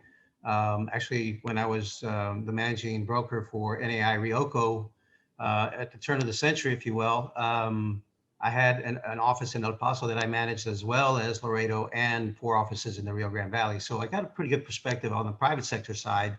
And I've also been on the public sector side. And one of the things that has been consistent, and the next panel will touch on it, is some of our target industries. And we've been targeting aerospace, electronics, plastics, metal fab, those kind of industries. But healthcare, as Sergio alluded to, has also been one of the larger booms to the economy locally. And so what I wanted to do is just kind of touch on some of the opportunities that we have in Harlingen related to those target industries. Marv talked about the Halogen Aerotropolis. It's a 480-acre tract of land adjacent to the Valley International Airport. And it's only 2 miles away from the Port of Harlingen. The Port of Harlingen sits just to the east of that airport. Downtown is about 2 miles to the west. And then the industrial park, the Harlingen Industrial Park, is probably about another 500 acres of mostly developed land. We still have about 80 acres that's subdivided, shovel-ready property that's ready to go. But the Halogen Aerotropolis is also shovel-ready. And by that, we don't mean it's subdivided, but it can be subdivided, and all the infrastructure that's necessary can be there within a very short time frame. We've done all the studies. McCallum Sweeney, back a few years ago with AEP certified site program, certified this as a super site that was shovel ready. So we know, we've done all the studies. If a developer is interested in a big project here, obviously not only the 480 acres, but if you look at this slide, there's a lot of farmland adjacent to it. So there's a lot of growth potential, not just in Harlingen, but the Valley in general and South Texas in general. Yes, we're growing at a very strong clip, but that's one of the advantages to South Texas, is that there's still a lot of land that can be developed. And in our central downtown area, we also have 2 very large medical centers, Valley Baptist Hospital, which is owned by Tenet, and Harlingen Medical Center, which is owned by Prime Healthcare. In between those 2 hospitals, there's some land available as well, and even adjacent to it, UT RGV has a 3rd and 4th year School of Medicine adjacent to Valley Baptist Hospital. And then they're also building the Institute of Neuroscience, which they mentioned earlier. They're building another facility for general education, and in collaboration with the Harlingen School District, a early college high school. So a lot of things going on adjacent to the hospitals. a lot of land available. We even have 30 acres available adjacent or in between those two hospitals. And there's probably another 200 acres or so that is adjacent to this area that's also available. So that's just to let you all know, as the audience members, that the Valley has a lot of opportunities. You just have to look into it. You reach out to each and every one of the economic development organizations out here. We're here to help. And some of the ways that we help is by making sure that you're taking advantage of different programs that are out there. And some of the programs are federal, some are state, and some are local. In Texas, the biggest bang is typically the state and local ones, but of the federal, and I'll just touch up on some of them. Of course, under the last administration, there was a opportunity zone legislation that was created, which has opened up a lot of different opportunities for new investment. And in South Texas and the Rio Grande Valley, everything in yellow is part of an opportunity zone. So in Cameron County, most of northern Cameron County, most of Willacy County, Hidalgo County to the west, and eastern Starr County, and even to the west of Rio Grande City, there's a lot of land that's available for opportunities, people working on those kind of funds and those kind of tax breaks. So if you're interested in doing something there, we'd be glad to help. A lot of our census tracts are also new market tax credit eligible. We have great workforce development boards that help us tap into training dollars for companies that are moving in. And we also have access to Economic Development Administration grants. Mission has taken a very strong role right now in developing some additional industrial parks by expanding their opportunities. So they're tapping into EDA for some of that funding. Obviously, with the rescue plan and the stimulus plan before that, the SBA has played a vital role in the development of new business and the retention of business also. And down here, because we're on the border, we also have the International Trade Administration and some of their programs that we have access to. And there's so much more at the federal level, but economic development organizations throughout the Valley can help out with those programs. At the state level, there's a whole list of things that are available for businesses to expand on. One of the biggest one is the Texas Enterprise Fund. The Texas Enterprise Fund is what we call a deal closer that the governor and lieutenant governor and the speaker have access to. Communities down here, if we're trying to recruit companies from outside the state, compete against other states and other locations, the state helps us in trying to recruit those businesses. Brownsville has been successful in tapping into the Enterprise Fund, and the rest of us are waiting for the right project, so bring them on. We also have an Enterprise Zone program, which is really a sales tax refund program based on jobs. It's been very successful throughout the Valley. Different organizations have used it and continue to use it. Training, again, the Texas Workforce Commission is working aggressively to try to bring people into better jobs, into better lifestyles. And they do that through the Skills Development Fund, which is grant funds, self-sufficiency job training funds, and many more. Sergio alluded to some of the legislation, which is the Chapter 313 agreements that a lot of our communities enter into. Those are basically limitations on the valuation of property. And that's really important for school districts because in Texas, our schools are really funded on property tax. And so when you have the ability to, for example, in Harlingen, you can cap a major project at $30 million in valuation, then anything above that is going to be a lot of savings. And it's not on the total school tax, but on a portion of the school tax. But we all have a lot of details that we can go into on those. Obviously, there's a industrial revenue bond financing, incubator funds that Josh touched on, exemptions for manufacturers, tax credits for R&D, renewable energy incentives. CPRIT, the Cancer Prevention Institute, has a lot of grants for cancer research funding, and even for movies. We had several people tap into those kind of fundings in the past. But the big deal is actually at the local level. At the local level, city commissions, city councils, and economic development organizations have been very creative. And this is a big list, and it's not inclusive of a lot of the things that can happen at the local level. Some cities are more selective and have to be a little bit more restrictive on some of the things that they do. But I see, and I've seen over the last 28 years, property tax abatements, non-annexation agreements, Chapter 380 agreements, which are basically refunding of property taxes. Freeport tax exemptions are huge. This is an exemption on the property tax on inventory for a product that is moving in and out of the state within a limited time period, mostly 6 months.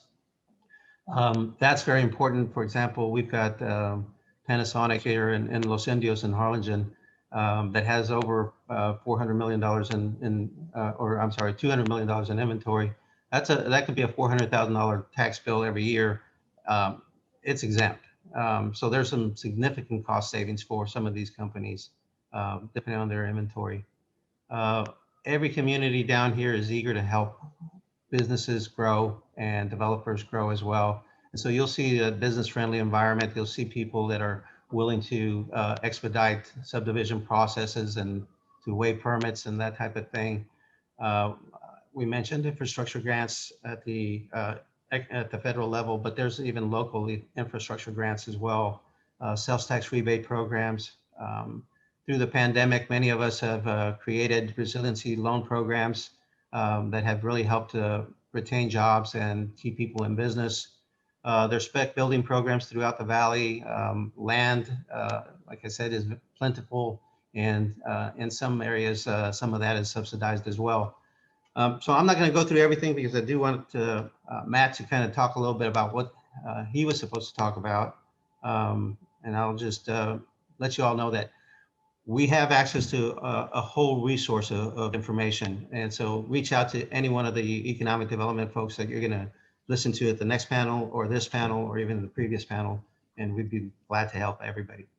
Thank you, Rodell. And I do have one other question I'd like to talk with Josh and yourself about, and that's the important partnerships that we have with like South Texas College and Texas Southmost College and TSTC. And could you just briefly talk about some of the programs that y'all have with those educational? Sure. Well, in Harlingen, the largest campus in the system for Texas State Technical College is here in Harlingen.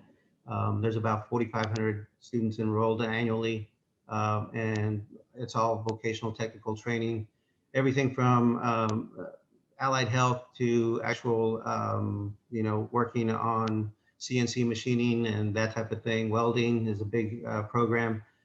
In Brownsville, and Josh can touch on that, Texas Southmost College is there. And in Hidalgo County, South Texas College is there, also in Starr County.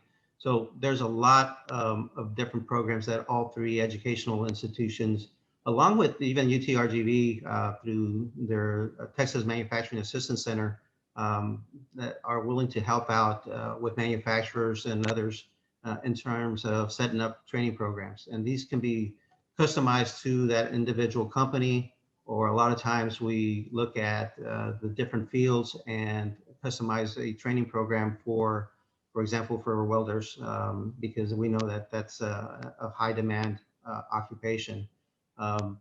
Josh, you can elaborate a little bit more on that. Well, just to add to that, Rodell, you touched on UTRGV as well with their TMAC program. We're actually going to release a presser soon talking about a unique small manufacturing enterprises that moved over to Brownsville, Texas. And one of the biggest drivers towards making that decision was actually a partnership we created alongside UTRGV and TMAC to be able to provide that very specialized assistance for their manufacturing site. Our partnership also expands a whole lot past the technical college into UTRGV. We provide, I know Harlingen does this as well, we provide a lot of entrepreneurial continued education for basic foundational principles in business. We do that specifically in Brownsville to be able to provide commercialization avenues for a lot of these ventures that may have been nascent. And this all goes back to what Raul said about creating a pro-business environment that's not only inviting for business, but it's also conducive from within to be able to continue helping these folks grow and expand.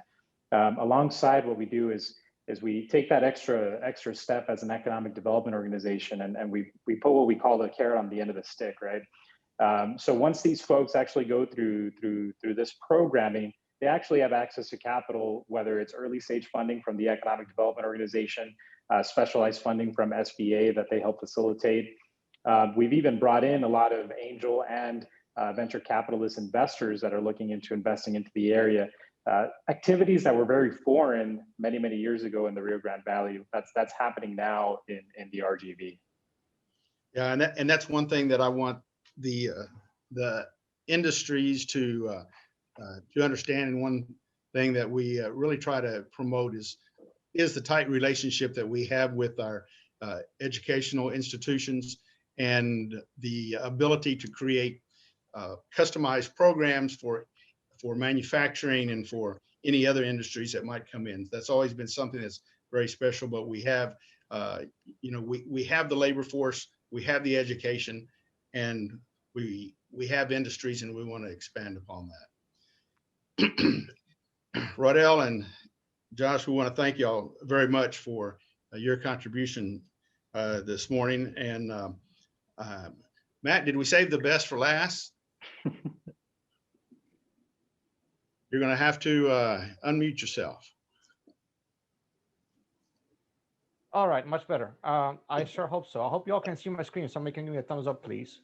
Yes. Okay, fantastic. Good. Well, I really appreciate the opportunity to speak with you all. My name is Matt. I have the privilege of serving the Rio South Texas Economic Council, and my job is to look into the crystal ball and kind of tell you all where are we going to be 10 years from now. And I hope that everybody realizes that after the last 12 months, crystal balls are heavily overrated. You can no longer draw a nice real straight line and say, ta-da, this is my prediction. But I'm still going to attempt that, at least to give us a trend which way we're going. As we're looking at these numbers, couple of comments. I looked at the Rio Grande Valley numbers, and I also added the border region ranging all the way to Laredo to really expand it to a South Texas perspective. I know Teclo Garcia from Laredo is invited to the talk. I appreciate Rodell including him as well. I think it's important that when we talk about this region, we don't just talk about the 4 counties in the Rio Grande Valley, but the whole region ranging all the way to Laredo. Let me start off a little bit about talking about population trends. And as you look at these tables I'm presenting, this is very simple analysis. So if there's some data geeks out there, all I did was I took the annualized growth rate, I extended all the way to 2030. If you all want to dive into a little bit more details and a little bit of the granular stuff on data, I love that stuff. So please follow up with me. I'll be glad to have those conversations. But looking at population trends, if you saw Mike Blum's presentation at the beginning of the conference this morning, he talked about how binational this region is, how interconnected it is. The data I'm presenting to you all is just on the US side of the river. But as a ballpark measure, rule of thumb, if you want to add the Mexican side, multiply the numbers you see twice and add them to the total, because the population size and density on the Mexican side is about double what we see on the US side of the river. So the region is quite huge. Mike started off saying 3.5 million people in 2010, and a forecast of about 7 million people in 2040. We're way on our way there. I think when the census numbers for the 2020 census drop, the regional population is going to be somewhere between 4 and 5 million. And it's either going to be closer to 4 or closer to 5, somewhere in that ballpark. All right, with those disclaimers out of the way, let's take a look at the developments. Well, how has this grown? So the 7-county area along the border has grown from about 1.5 million residents on the US side of the river in 2010 to the latest available number in 2019, but 1.67 million. And if you progress the growth rate straight out, you're looking at 1.875 million people, and maybe almost 1.76 million people by 2030. It's a very, very healthy growth rate and a very healthy population. One thing that was mentioned multiple times was we're a young population. And that is very true. Our median age in this region is right at 30 years old. Let me repeat that one more time because it's really important. Median age right at 30 years old. We're significantly younger than the median in the United States, which is closer towards the 40s. And also this puts our population in the prime age for growing families, expanding careers, consumer spending. And so a lot of this positive data that you're seeing being discussed about the economy is really driven by the youth and energy out of our population. Also, our birth rates are fantastic in this region. Folks have lots of kids down here. Our total fertility rate is around 2.5 children per woman. Give you an idea, in the United States, that number is closer to 1.7, which means while the United States population is aging and shrinking organically, you know, the population pyramid of the United States looks kind of more like a piece of cotton candy than a pyramid. In the Valley, we are getting younger by the day. This population growth that you see right there is organic. These are kids being born, going to schools, growing up, wearing clothes, going out to eat. All these activities are, all these demographics are driving the economic activity in the region. Our population looks much more like a Hershey Kiss than it would be a piece of cotton candy. And that is really good for the future of this region. Let me go ahead and do the next slide here. I think the next data point is retail. And what you see right here is the taxable retail sales, and this covers the 4-county area in the Rio Grande Valley, as well as Webb County, which is the Laredo area. And take a look at that trend line. Retail sales in 2013, which is the latest number I could get out of the comptroller's office, for the year, annual retail sales for that region were about $14 billion. This is only taxable sales, by the way. So I use this as a proxy for retail sales. If you're from Texas, you know that a majority of basic commodities are sales tax exempt. Milk, bread, ham, all the basics that you go buy at the grocery store, they're not even taxable. So this is mostly discretionary spending. So we're talking about $14 billion in the region 2013. The number for 2020 was right at $17 billion in taxable sales. And in 2030, if you project that line out, we're talking about over $22 billion in taxable sales. Huge opportunities for anybody who's in retail development, who's in restaurant development, you know, discretionary spending development. There's tremendous upsides there. Interestingly enough, 2020 has actually been a fantastic taxable sales year for our region, particularly the Rio Grande Valley. And 2021 has started extremely strong as well. So we're very, very upbeat about these trends, because it's not just that international dynamic that we have here, where we have international shoppers who come across, but also the local consumer is very strong. You know, Sergio referenced jobs being created in the medical industry. Those are better paying jobs. Folks have discretionary income. They're investing. We have a very, very strong local economy. And so these retail trends, particularly for folks who are in the discretionary spending development, or even just the base spending development, for groceries and so on and so forth, I think there's tremendous opportunities in this region. Once again, very heavily impacted by the fantastic demographic numbers that we're blessed with in this region. And the next slide, we'll talk about another aspect that is really critical, and that is trade.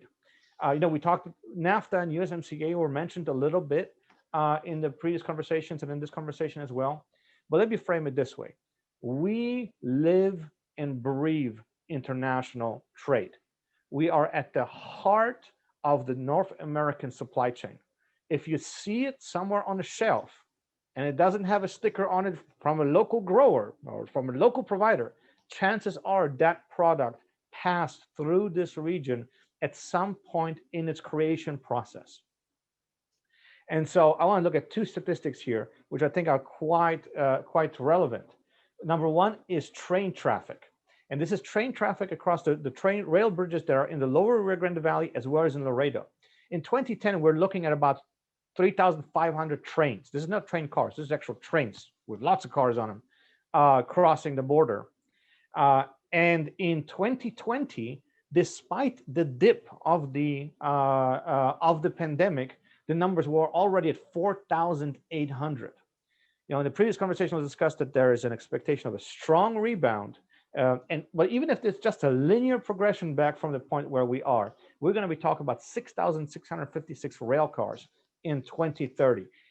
Huge amounts of huge volumes of trade that are going to be moving through this region.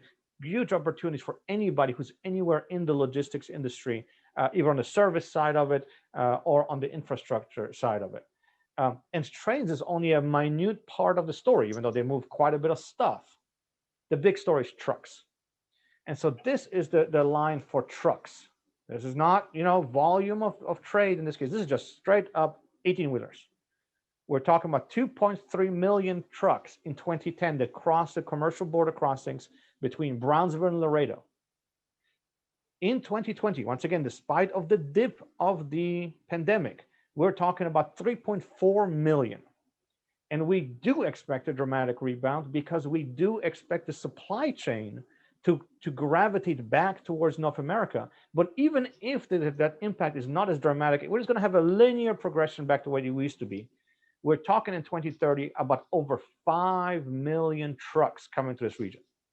That's infrastructure, roads, that's all these different components that are going to be major drivers of economic activity and present major opportunities for investors. That's going to be a new frontage roads for commercial developers and industrial developers. This is going to drive additional industrial and commercial investment because we have the population base, we have the workforce, we have great education institutions that just discussed that can provide really quality personnel to folks. And so this is just my quick overview of 3 general data points that I hope help paint the picture of where this region is going. And we are extremely enthusiastic and upbeat of the direction that we're taking. Matt, that's great information. Good overview of South Texas, and we appreciate all of that.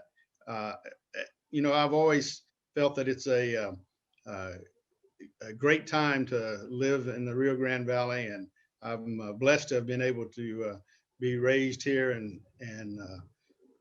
continue to work here and help building up the Rio Grande Valley, as I know each of y'all are. Well, gentlemen, that's a lot of great information about the Rio Grande Valley and a lot of excitement about the Rio Grande Valley.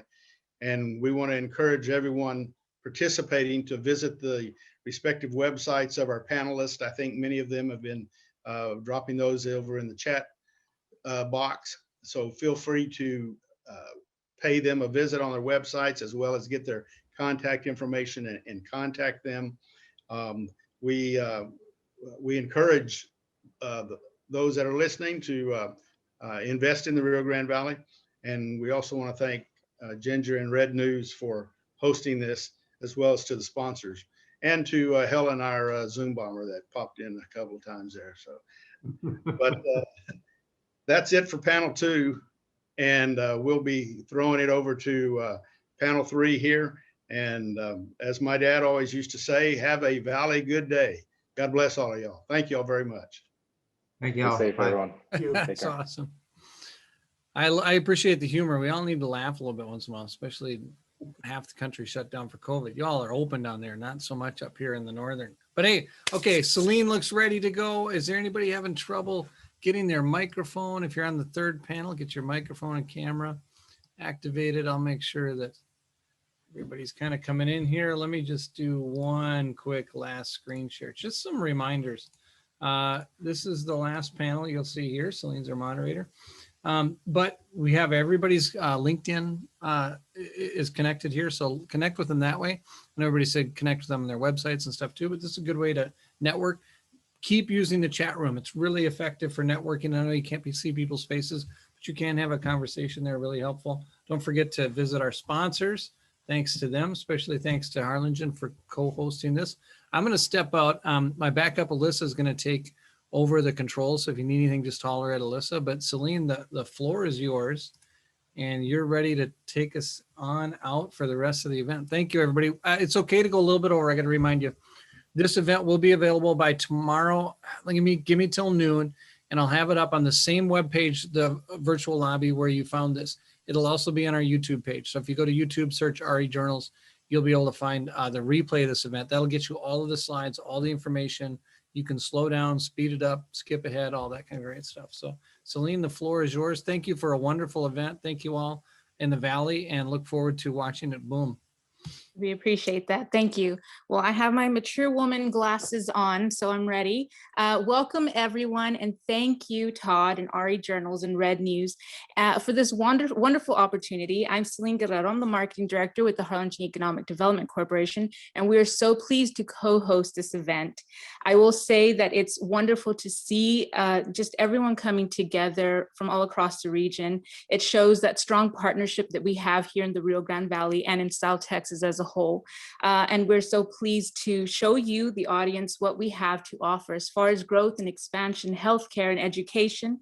And on this panel, we're going to be focusing on industrial, automotive, and aerospace industries. We have a wonderful group of panelists who will cover topics that include automotive and industrial manufacturing, industrial space, impacts of private space launch facilities. We will have an overview from the Port of Brownsville and Port Laredo, and then we will wrap it up with trends in industrial real estate. I am going to do some quick introductions. Let me follow along my script here. Joining us, we have Mr. Keith Patridge. He is President and CEO at the McAllen Economic Development Corporation and the McAllen Foreign Trade Zone. He has been there for 34 years, and in that time, he has established strong working relations with Mexico officials and leaders in Reynosa and the state of Tamaulipas in order to attract new investment and jobs, develop infrastructure, enhance workforce education and training, and support client companies and their employees.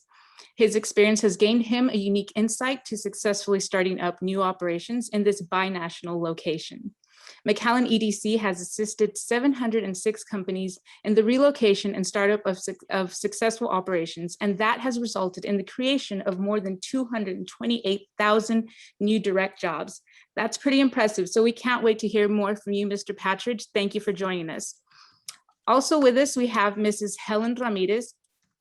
She is the CEO and Executive Director of the Greater Brownsville Incentives Corporation, or GBIC for short, and she is also the Deputy City Manager for the City of Brownsville. Mrs. Ramirez holds a bachelor's in City and Regional Planning from the California Polytechnic State University.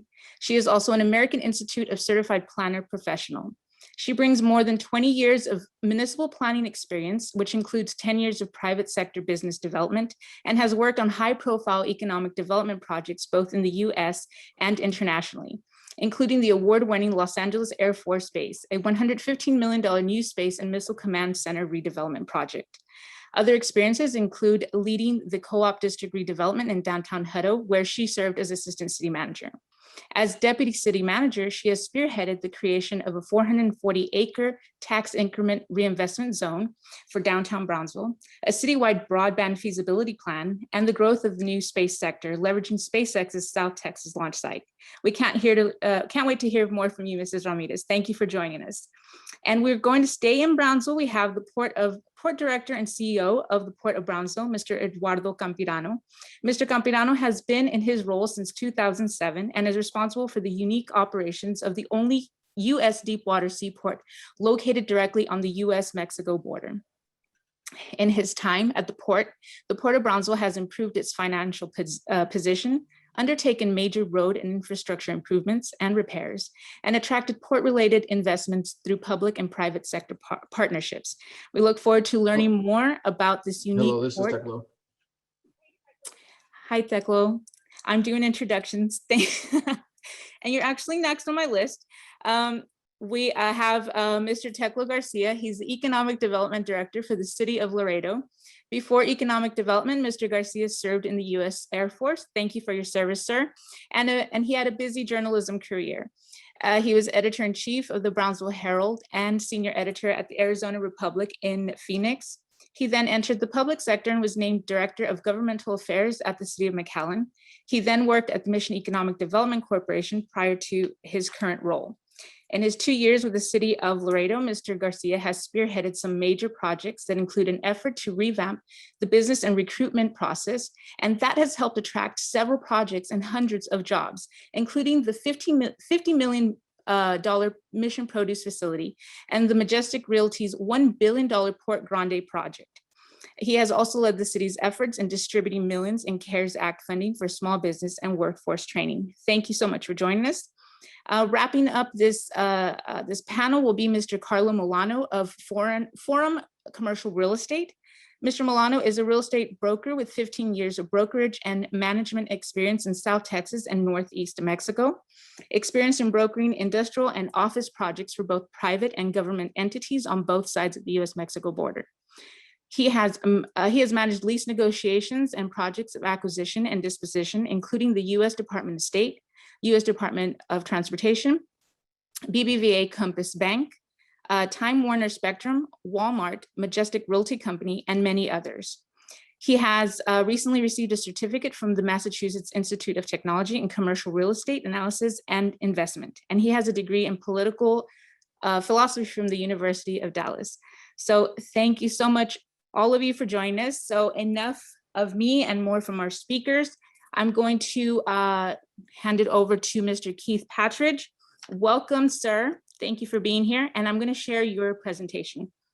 Okay, thank you very much, Celine. Before I get started, I would just like to thank Red News and our colleagues at the Harlingen Economic Development Corporation for co-hosting today's event. Thank you very much. This is, I think, very important for all of us in the Rio Grande Valley, and we appreciate your leadership on that. Okay, I'm having trouble here with this thing not wanting to share. Let's see. It's asking for permissions. Oh no, I thought I fixed this. Let's see.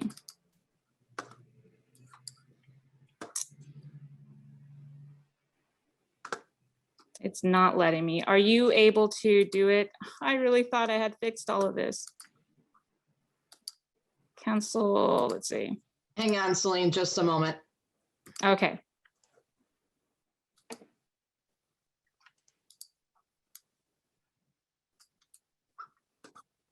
If you want, you guys can kind of just keep going a little bit, and I'm going to get this all set for you. Okay. Do you have the presentations? Yes, just a moment. Okay. I do apologize. I thought I had done all of this and it is not working.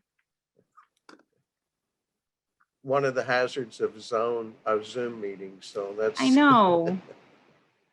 I really, and I'm one of those people that plans and plans and plans, and here I am. Let's see.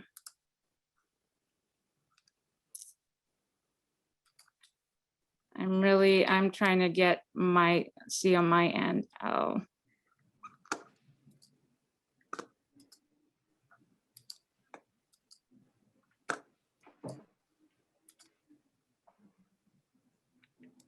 Are you able to share yours at all?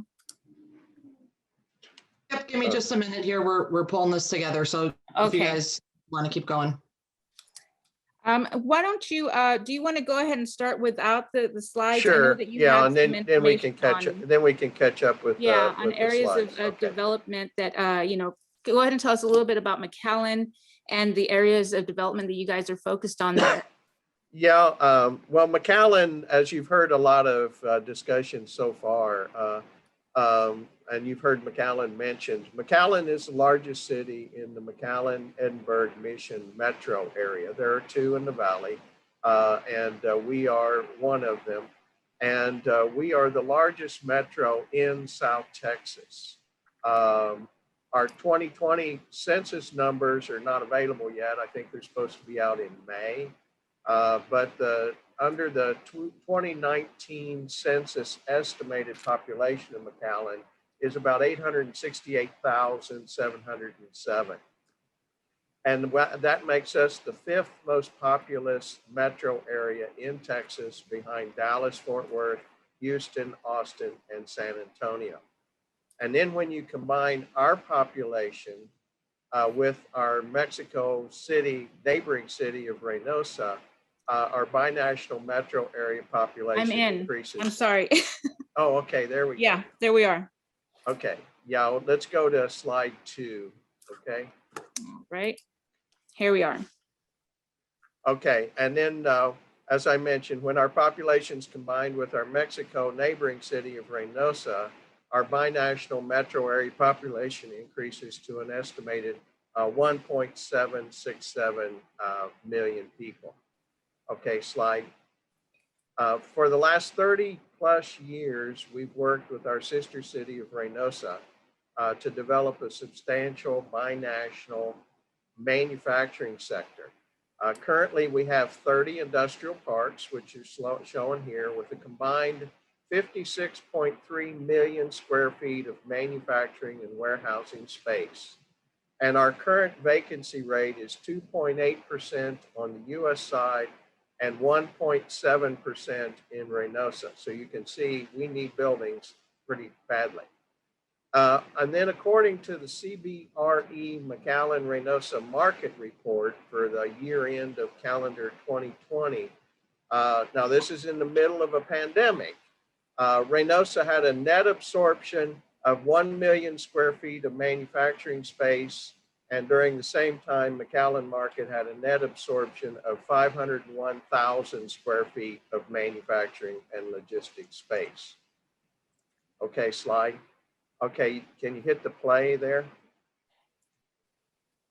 Our manufacturing sector represents companies from 21 countries and directly employ over 140,000 in the binational market. So you can tell we are down fairly significantly because of the impact of COVID. With most of those jobs being located in Reynosa.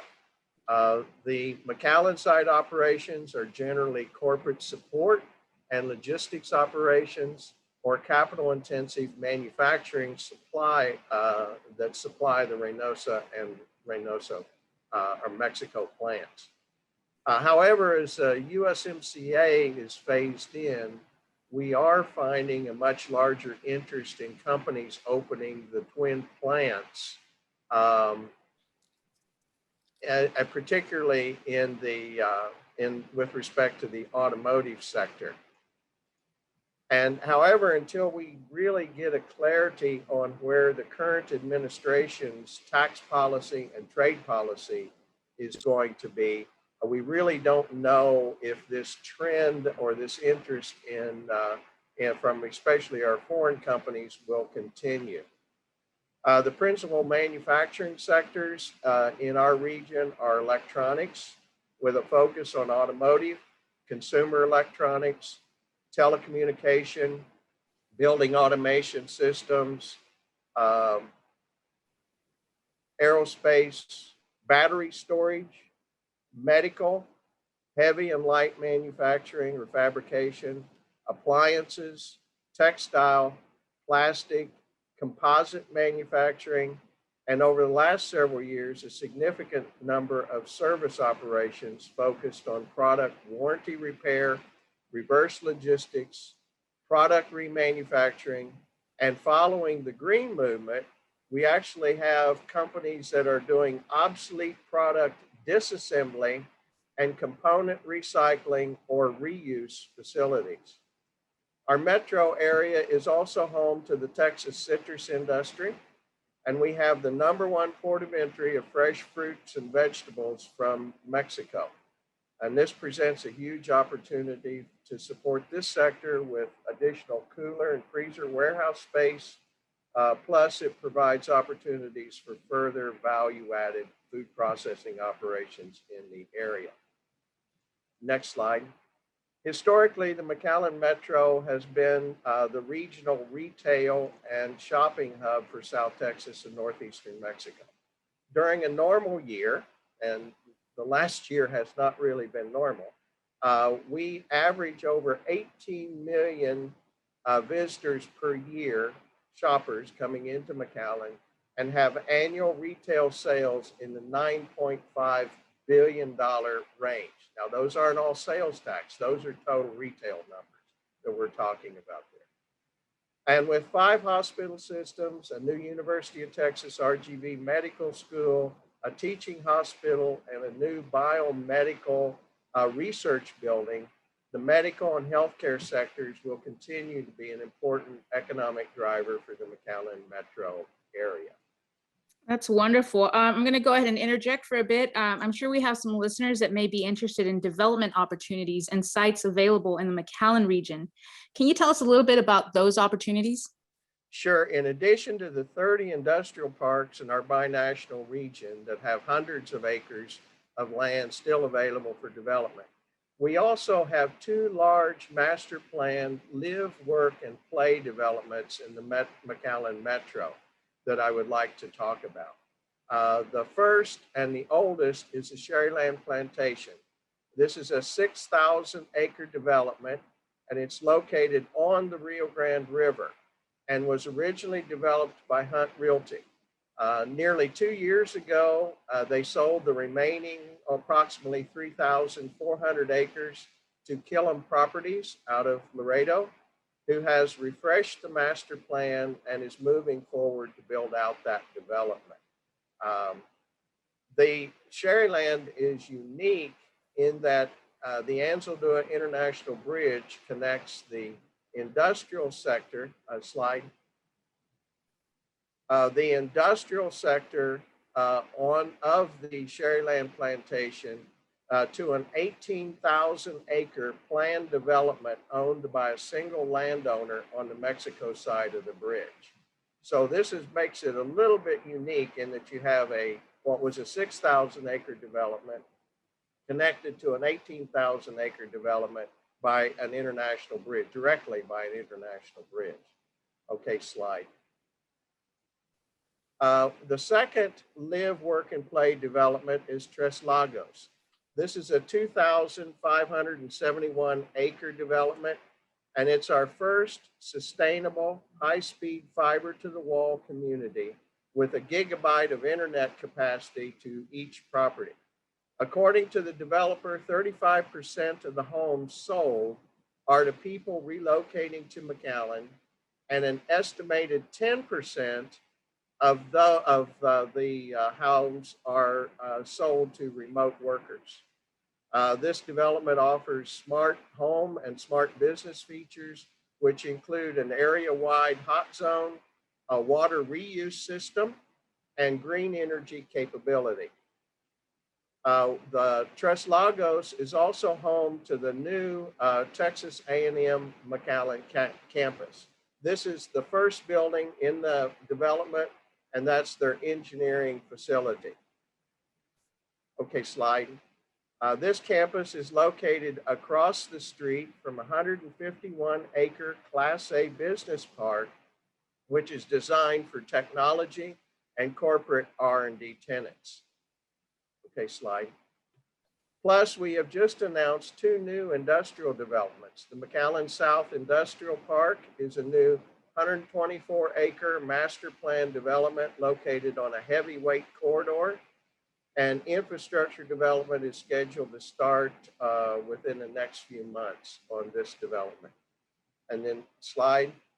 And finally, the second new industrial park is a much smaller 45 acre Hammond Industrial Park.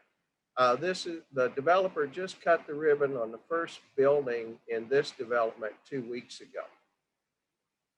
Wow, that's pretty impressive. And it just goes to show again, that there's just so much opportunity for growth and expansion here in the Rio Grande Valley and in South Texas. What can you tell me quickly about any incentives that are for investment that are offered in McAllen and throughout the region and statewide as well? Well, and I don't want to Rydell did an excellent job of talking about the incentives, so I won't take time to go back over that. But what I did want to point out is just something that's kind of localized, and that is it's a little bit unique because Rydell mentioned the Opportunity Zone and New Market Tax Credit. Almost all of our industrial park properties are located in census tracts that qualify for the Federal Opportunity Zone and New Market Tax Credit programs. And it includes the industrial section of the Sherryland Plantation. And for specific details, if any of the listeners would like more information on specific sites, just contact me and I'll be happy to provide that. I've also just included a file address so that they can talk about the state or get more details on the state incentives that are offered. And then finally, at a local level, we offer almost all of the things that Rydell talked about, but I just want to talk a little bit about eligibility, because as he mentioned, we all have kind of different goals that we're focused on. Eligibility for incentives in our region generally are based on the type and size of the proposed investment. The bigger and more, I guess, desirable or type of investment that we are really on our target list is probably going to qualify for more incentives. And then the number and type of jobs that will be created and the wages, projected wages that will be paid. And then in addition, we do expect from our companies that come in two things. We expect them and require them in the 380 agreement to provide tuition reimbursement opportunities for their employees and internship opportunities for our kids here in the local school system. And that just further supports, I think, what our educational system is doing.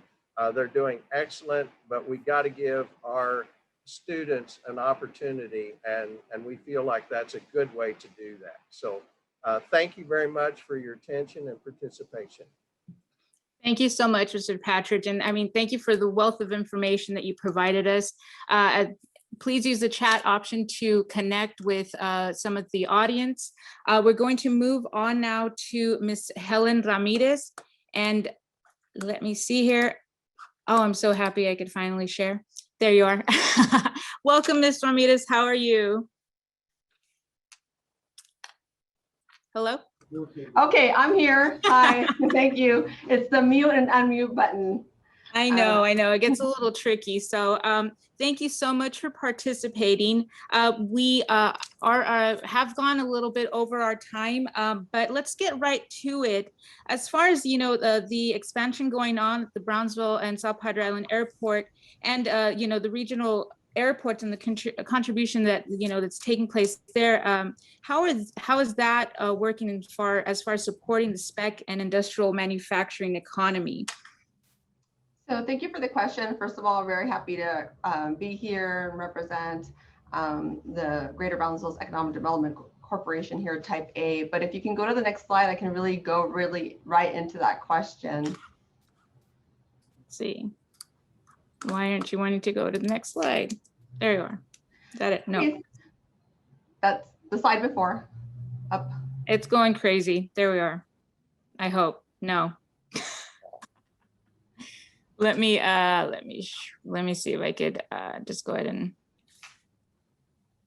is it the next one? It's up. Yes, there you go. There you are. Stay there.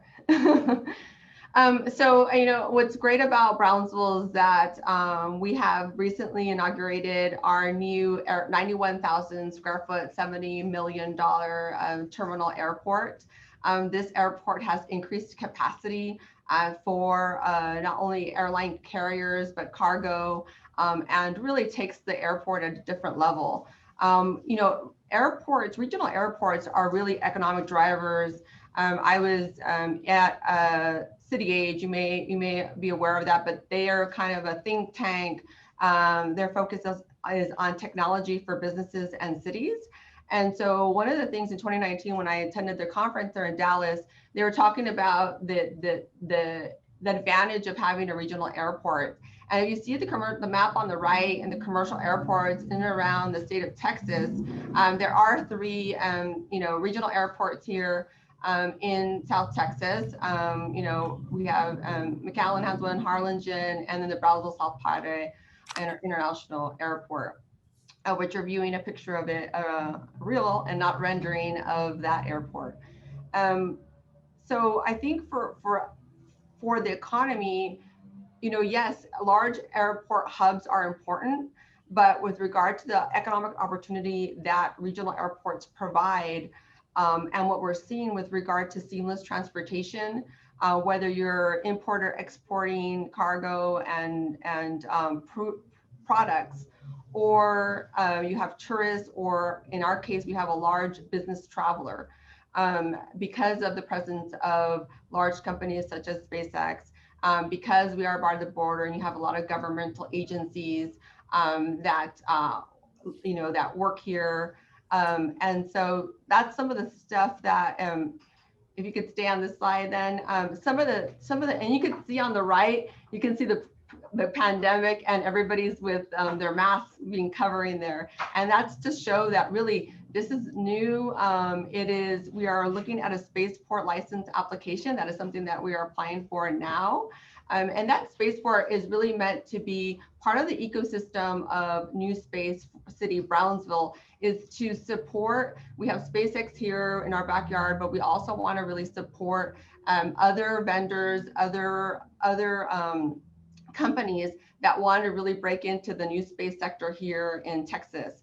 And so that spaceport license application for horizontal launches or for testing will support getting us to that next level. Also, aerospace and space-related sector, I think the economy is growing. I don't know if you've heard, but Morgan Stanley has identified in their Space Summit that revenue generated may increase with respect globally to space-related companies to more than $1 trillion, and by 2030. So that's very important to note in terms of what's to come with regard to the aerospace and space sector. Also, like I said, this allows for additional airline carriers, which we are actively negotiating despite the pandemic and COVID. And also the type of manufacturing we have, you're going to see in the next slide a bit, available sites in and around the airport. And similar to what Harlingen showed, we do also have, I think what we have is we have 2 regional airports in South Texas that have space-related companies, and I'll go into that in a few minutes, already located here. And with additional land available for growth. So that really makes us, with regard to, if you compare us to Houston or other areas, very, really on point for development, and just ready to have new businesses come, whether it's, and I say space related because you may not classify yourself as a space company, but if you're a technology company that serves those types of businesses, you are in that space or new space ecosystem. Next slide, please. So here at the Brownsville South Padre Island Airport, what's great is that we have available properties from 11 acres all the way to 68 acres, and you can subdivide that. And right now, one of the advantages of our airport is that, you might have heard that in the past couple of years, or really year or so, their RGV Metropolitan Planning Organization, which is the organization charged with large transportation projects, merged. So our RGV, we in South Texas believe that, together is better. And so what we did was consolidated those large regional transportation. And with that became the 5th most important metropolitan planning organization in the state of Texas, overtaking El Paso's, role right there. So that freed up over $1 billion of additional transportation money. And so one of the advantages of that is, and one of our most prized development projects, not only for the Port of Brownsville, our international border with Matamoros, Mexico, and the city and the airport, is the $100 million funded East Loop connector project.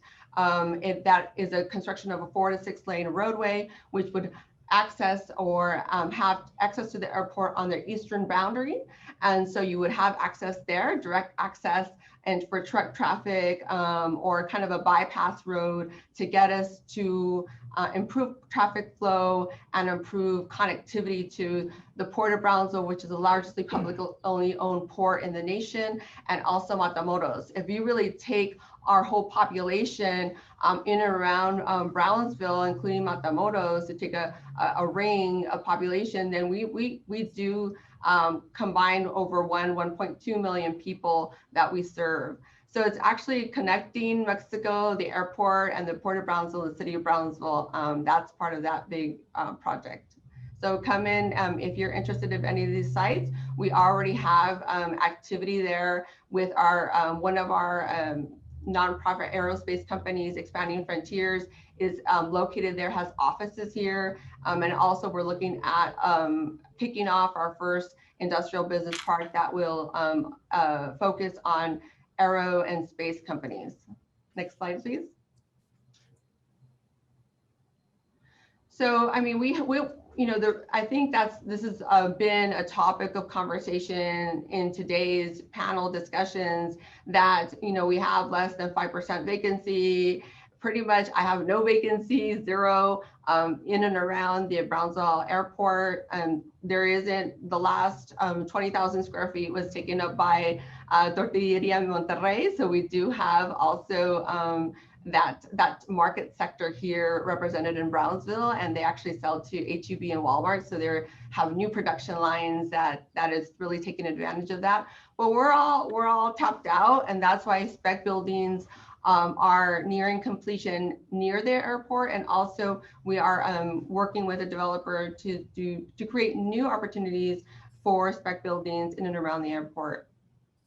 We also will be showing a slide, and Ziba Corporation, they built a spec building here in Brownsville, but we're also working with them on possible airport industrial parks. So we're very excited about that. We'll go into our other properties that the Economic Development Corporation, or GBIG, also owns, and we'll show opportunities for there as well. So next slide, please.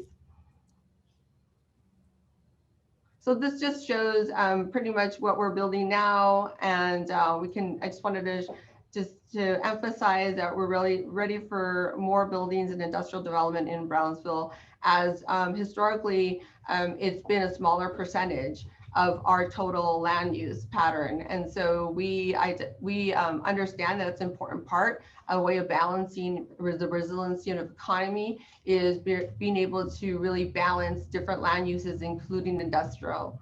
So we actually are very open to it and believe it's a way to strengthen our economy. Next slide. So here we are. We have the Greater Brownsville Incentive Corporation owns about 730 acres right off the SH 510, 511 corridor. It's 6 miles from the Port of Brownsville, 1 mile from I-69. It has overweight corridor designation, 9 miles from the airport, and 25 miles from a SpaceX launch site. So it's really great. It has utilities in and around it. We have an advantage here in Brownsville where we own 2 important enterprise funds, which is our utility company, the Brownsville PUB, Public Utilities Board, and also we own our landfill. So that kind of allows us to, it's a $9 million revenue generator, and we really have the ability to really work with companies on their on commercial rates for electric, and also on the recycling as well, or their solid waste disposal. So very excited about this opportunity. It also is allowed for rail served on the eastern boundary of it. So we're very excited about that, and working with UPRR to be site. So stay tuned for that. And if you want more information on this site, we are available. Next slide, please. Yeah. Okay, and that'll lead us into the space-related companies. I really want to get into that. Let's see. There it is. Definitely. So what you're looking at is the Starship. The Starship here is in our backyard with SpaceX. City has a great, in Cameron County and the Port of Brownsville, we all have great relationships with SpaceX. We all support, we have many of their families living in Brownsville and in and around the area. So we serve a lot of their population. In fact, some of their spouses work at the City of Brownsville, so we're very excited about that. So the mere presence of very successful, now they built a second launch site. You know, if you're really into this or you want to get more, SN11 will be launching very soon. We anticipate it being next week. They've been very successful. Elon Musk has been very successful in his launches. And really, I think his mere permanence and presence here, the fact that they do use the Port of Brownsville as a way to import material from Florida. So you already see the advantages that this area has.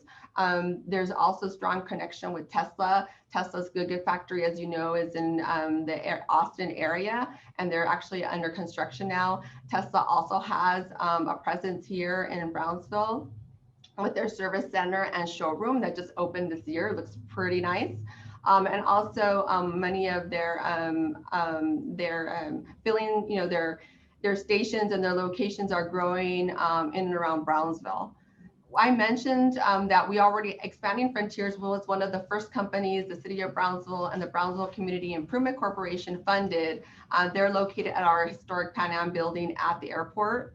It's an entrepreneurial nonprofit that focuses also on energy and space. They're the ones who have a great connection with NASA.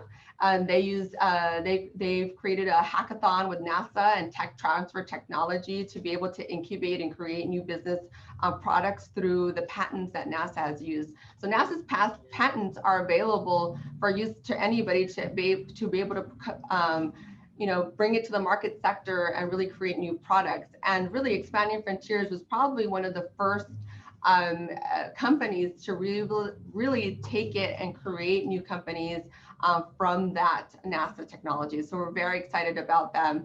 And many of their employees are from UTRGV as students, University of Texas, Rio Grande Valley students here, because we have a strong presence of aerospace and physics here on their Brownsville campus site. So that's very important, where it's the talent of the Valley and the local talent that they have in terms of talent pool to be able to fill those positions and then take us to the next level.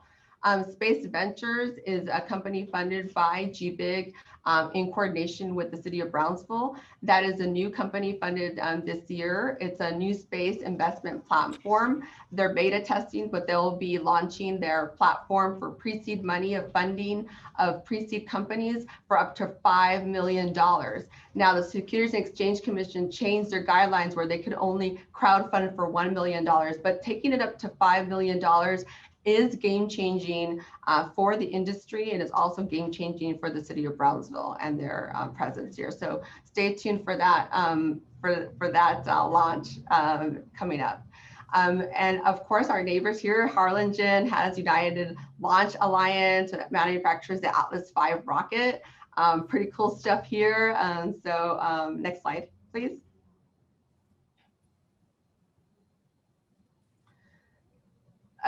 They also, Harlingen also has the Tiger International Aeronautics, which repairs and remanufactures jet engines, which is also an advantage that they have, and give this side of the region probably a really good advantage.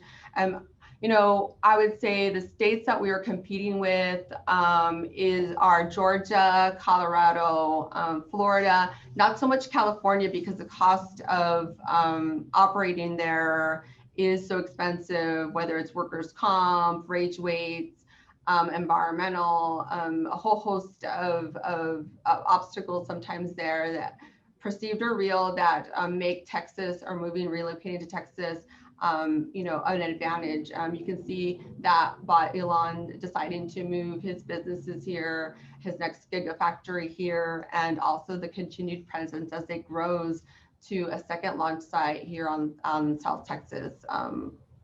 Also permittivity, when I was talking about Expanding Frontiers and the spin-off of companies, permittivity is they use a licensed NASA technology for leak detection for actually gas stations. So, everybody knows that underground storage tanks leak.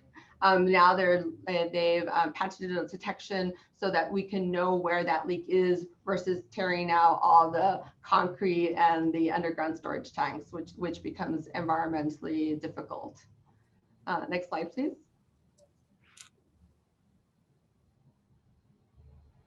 So, I mean, I really want to wrap it up by saying, you know, one of the biggest initiatives that Brownsville has for it, not only because we were rated #4 best place to live in the USA for quality of life, #10 in Texas, and 16th safest city in the United States. We have very quality of life for our residents and for future employees is very important. Whether it's our 41 public parks, the region has 100 miles of hike and bike. We have a $30 million invested in our sports park. We have a nationally recognized zoo founded in 1971 with Endangered Species Act that actually is going through a master plan process for its expansion, has over 600,000 visitors a year. We're nationally recognizing birding destination. And we're also the second most historic city in Texas after San Antonio. So Great Bones, and that's why the tax increment reinvestment zone was an overlay of those historic buildings, 440 acres worth of buildings. But with that, one of our main initiatives to be business friendly is that we launched in coordination with 7 partners, the PUB Utility Company, of course, GBIG, BCIC, UTRGV, Texas Southwest College or Tech College, and the Port of Brownsville. We're nearing completion of a broadband feasibility plan. That's a citywide plan, but it really goes beyond the city because it did include the neighboring cities of Rancho Viejo, Los Frenzos, and the Port of Brownsville. And the fact of the matter is there is a digital divide, in Brownsville, in this area, in this region. And so we believe that resilient broadband infrastructure is the way to go. With the recovery plan, it really fits in that. I think the pandemic has shown us that connectivity is very important for our businesses and for our students and for our community. I would say that it's unique because it wasn't about the money of who's paying for the plan. It's really for the partnerships. The advantage of having a utility is that you have the right of way there.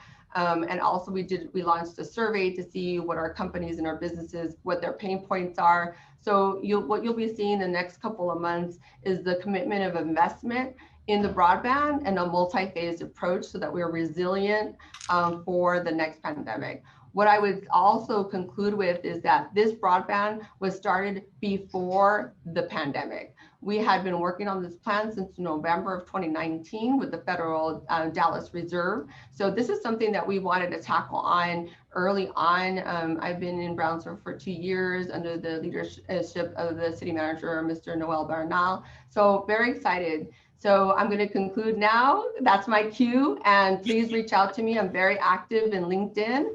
You'll see everything with GBIG and the city in LinkedIn. And also here's my email if you want to contact me about those sites or anything. The Valley is ready. We're innovative, we're creative, and we have many different types of market sectors that are ready for growth and development. Thank you.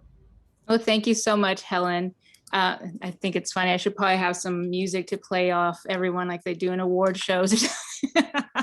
But I appreciate all the information. And again, just showing just how much opportunity, how much land there is available here. And the connectivity, I think, is really important. And, just the advantages that we have in that. I'm going to keep us in Brownsville, and I'm going to introduce Mr. Eduardo Campirano. Welcome, sir. Are you on? Yes, you are. Yes, good morning. Morning. First, I want to thank everyone, Raudel and his team, of course. Also, for all of you that are not familiar with our area, welcome to the Rio Grande Valley.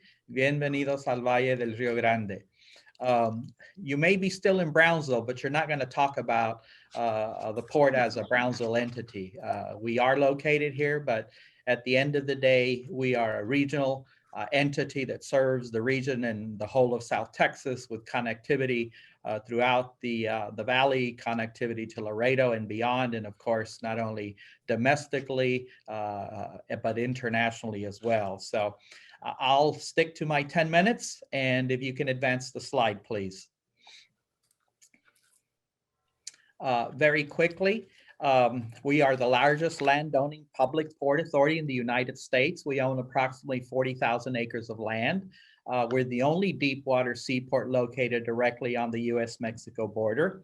We really are a multimodal logistics platform. We provide shippers from throughout the world, as well as locally and throughout the state and the United States, and our focus on Mexico with connectivity on all forms of transportation. We offer deep water connectivity, which is global connectivity. We serve all of the continents. We have connection with all of the continents in the world, with the exception of Antarctica. We also have connectivity along the Marine Highway, which was mentioned earlier. The Marine Highway is the connection between Brownsville and all the way to the tip of Florida. It has in 2010, 2011, the port was one of the first in the nation to receive Marine Highway designation between Brownsville and the Manatee, Florida, Tampa Bay, Florida area. And most recently, the entire coast of Texas for the Gulf Intercoastal Waterway has been designated as part of the Marine Highway program. We obviously have interstate connectivity. You know, the expansions of roadways is something that has been much improved over the last few years, and it continues to be. The Port of Brownsville also has direct connection to the I-69 East corridor. We were part of the corridor program with the interstate connections. In fact, the 550 connection from I-69 east to the front door of the Port of Brownsville currently exists. Once a final piece of that SH 550 is completed, the corridor will be tagged Interstate 169. So again, connectivity to our front door. We also have rail connectivity. We have our own railroad. It's a short line service that serves all tenants at the Port of Brownsville. It interconnects with the Class 1 railroads, Union Pacific and BNSF for northbound cargo, but more importantly, it connects with Kansas City, Southern de Mexico for southbound cargo. In fact, we have the only rail bridge east of Laredo that connects us directly with Mexico. And because of our location and because of the role that we play in certainly cross-border trade, 85% of all our loaded car moves are heading south into Mexico. We also have pipeline connectivity. We have pipeline connectivity directly to the Burgos refinery outside of Reynosa, and also to the Cadereyta refinery, which is outside Monterrey in Mexico as well, and connectivity throughout Texas and certainly the United States as well. Our infrastructure consists of 12 cargo docks, 6 liquid cargo docks. We have covered storage. We have more than 1 million square feet of covered storage here in the port, of which about 650,000 is port owned. The balance is owned by some of our tenants here at the port. We have a significant outstorage capability for storing bulk cargo, over 3.5 million square feet. And our current authorized draft of the ship channel is 42 feet, but we do have congressional authorization to go to 52 feet. We are pretty diverse cargo mix. If you can go to the next slide, please. Let me begin by just talking about some of these and highlighting a few. Wind energy. We are a major player in the movement of wind components. And when I talk about wind components, I'm talking about blades, nacelles, cones, tower sections. Last year, we had about 21 projects. These are vessel sailings in here from foreign countries for wind field components that will be used on the border with Mexico, whether it's in Mexico or in our region, as well as throughout the United States. We have rail connectivity. We've moved a lot of these components by rail as well as by truck. And in fact, we moved the largest blades that are moved in the United States, which are the 250-foot long that we've moved in and out of the Port of Brownsville. We also, a lot of our commodities, certainly on the bulk side, is petroleum-based refined products. We have a very, very robust industry in the region. The majority of that is focused on supplying Mexico with its energy needs. We move significant amount of diesel, gasoline, jet fuel, lubricants. In fact, we have what we call the equivalent of the Quaker State facility here at the Port of Brownsville, which is Texlube, and they supply the Mexican market with lubricants. We also move naphtha products. So again, our #1 waterborne commerce is related to the refined petroleum market. We're also among the top U.S. movers of steel into Mexico. In fact, when we talk about steel, we're primarily talking about the feedstock that goes to the many mills in the Monterrey area. From that perspective, we move more steel into Mexico than anyone else, but we also have a significant amount of scrap steel in the region, as well as slab steel, cold roll coils, hot roll coils, aluminum commodities, and various forms of steel and steel ores. Our foreign trade zone speaks to our role in the region in cross-border trade. Our foreign trade zone, number 62, consistently ranks in the top 3 in the nation. In 2019, we were number 2 in the nation for the value of exported commodities in excess of $4.3 billion. And a lot of that is fuels, latex, wood products, gasoline and diesel, wind components, and the like. Next slide, please. So we are focused on heavy industry and also logistics-based industry. So much of what we do is we use our land and the tenants here who are basically real estate tenants, but we really try to drive the logistics market and try to drive moving cargo over water, the maritime industry. One of our biggest examples of that is Keppel AmFels. Keppel AmFels is a large shipyard. In fact, in 2017, we reintroduced into the state of Texas large ocean-going vessel construction with a contract to build 2 774-foot container vessels that serve the Jones Act market in Southern California to Hawaii, called Pasha Hawaii. That was a big boon for us. Not only did it reintroduce the industry to our state, but it also reintroduced the latest in LNG propulsion technology for dual fuel service to these vessels. Most recently, Keppel AmFels announced that they will be working and building the largest hopper dredge in the United States with a contract with Madsen. That will start this spring. And then in December, announced an even more significant project, again, a Jones Act facility, which will be a vessel that will be used to install offshore turbines and also to not only transport them, but to install those along the eastern seaboard. I think the first project was recently announced by the federal government with a project off the coast of Massachusetts. We also have ship recycling. Ship recycling is a significant industry. Currently, we have about 480 employees that are just working on that industry. Two things about it. It's significant to serve the interests of the U.S. Navy. The first of the aircraft carrier class that had been decommissioned in the early 80s.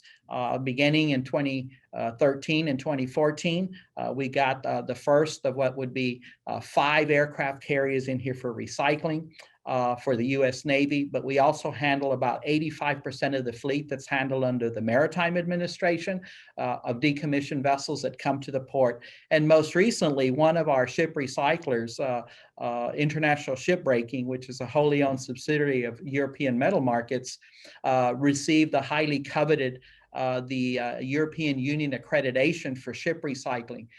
In this country, we have quite rigid standards for ship recycling. Well, they're exceeded even more by the European Union, and we have our first vessel from Europe actually at the yard being recycled.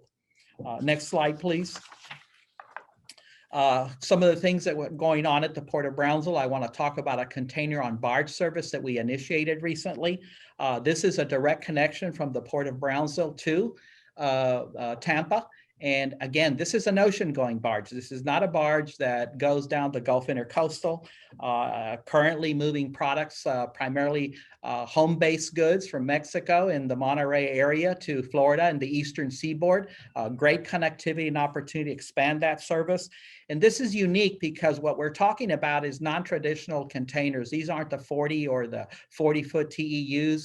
These essentially are the high cube 53-footers that are very similar to truck chassis. And so for the users of this service, again, some of our users are companies like Whirlpool, Carrier, Daltile, Vitromex, Noramex, which is a beverage company. We're moving Mexican beverages in, auto parts and other commodities. This takes advantage of maximizing the space on these, so it works very well. I know that we are doing we are receiving cargo that crosses at Laredo now with Whirlpool. And so we're excited about those opportunities and being able to link in more direct ways for more commodities to Laredo. We also have a good connectivity to FAR through the FAR bridge. In terms of cargo mix there, a lot of refined products cross there from the port, as well as the free trade bridge in Los Indios, as well as the Veterans Bridge, Los Tomates in Brownsville. So bridge connectivity to the port and truck connection is particularly important. We also have a grain export facility that recently received a $15 million grant through the Port of Brownsville for expansion. This provides us unique opportunities to serve the South Texas and the Northern Mexico grain market. Last year, we loaded out 5 vessels of sorghum destined to China, first time since 2007 that we've had any large vessel international trade activities here. So we're excited about continuing to expand that service. And another project here that is a recognizable name is Sunoco. Sunoco is currently building a refined product terminal here at the Port of Brownsville. They'll be looking to import refined fuels such as diesel and gasoline via vessel, and then distributing that to not only their retail outlets here in the Valley, but also to their northern Mexico market as well. So we are a pretty robust and diverse cargo mix. We offer multiple modes of transportation. We pioneered here the overweight corridor program, so truck connectivity is critically important. We are happy to serve not only the Rio Grande Valley region, which we enjoy a significant support, and we're here to serve that market, northern Mexico, as well as the domestic North American and the international market. So with that, I will leave you, and certainly would appreciate any questions. You can contact me through the port link, www.portofbrownsville.com, or certainly through Raudel and his staff. So thank you for the opportunity, and look forward to connecting with some of the folks that are on this on these lines. So thank you. Well, thank you so much, Mr. Campirano. It was just a truly, wonderful to learn more about the unique advantages that the port has, and then just the connections that you all have as far as the cross-border trade. And then I think it's just so cool as far as the ship recycling. I've always kind of been intrigued by all that kind of stuff and the shipbuilding. So that's very unique for Texas. We're going to move along now to Laredo. And we have Mr. Teclo Garcia. Welcome, sir. Are you on? Yes, I'm on. Hi there. How are you? I'm good, thank you. I'll be as brief as possible. I know we're going a little bit long here, so I think the story I'm going to tell will be pretty short indeed. But I just want to make a couple of comments before I start. It's always good to see my colleagues on here. Everybody from Randy Summers to Radel and Carlo and Helen and Celine Yu and Keith, obviously. Good to see everyone here, kind of a part of the Super Friends group of the Valley. I do resent, though, that Helen got 2 chances to talk and everyone else gets 1. I think that next time we need to make that maybe a little bit more even-handed, giving Brownsville the hometown advantage on our home county advantage on this presentation. However, let me just say, getting back to business is Laredo, as you can see behind me, we are who we are, and we're a logistics hub, not just for this region or Texas, but for the country and North America. We're North America's busiest land port. We're the nation's #4 busiest port, air, land, or sea port.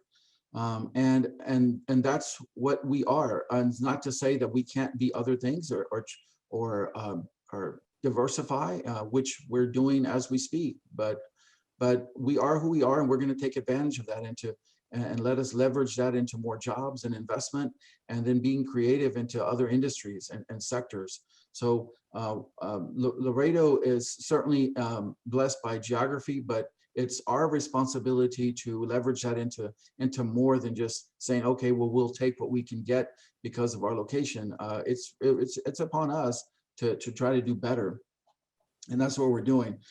Just a little bit more context on Laredo. Laredo has 5 bridges, 4 vehicle bridges, and 1 rail bridge. And we also have an airport that we put all together into Port Laredo. Our rail bridge is privately owned by KC Southern. They have a permit to build another span. And both Union Pacific and KC Southern use that, and both of them have intermodal facilities in the city.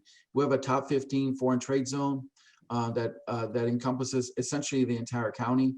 And so a lot of folks have asked and inquired about that, and plenty are using it. Our primary commodity that we move across the borders is related to auto. Probably about 40% or so of trade through Laredo is auto related. If it is anything from a brand new car, which in 2019, Mexico surpassed Japan for several months as the #1 importer of new vehicles to the U.S. And then a lot of other commodities such as electronics, appliances, fuel, especially gas, gasoline going into Mexico, electronics, computer chips, telephones, and then produce. Produce is only 2% of our market here in Laredo. However, it's a very fast-growing sector for Laredo, and competition is great between friends, and of course we support the port of the FAR International Bridge and everyone else, but we're right on FAR's heels in terms of produce. Through the top 16 categories of produce in 2020, FAR did about $4.7 billion in trade, and we did about $4.1 billion in produce.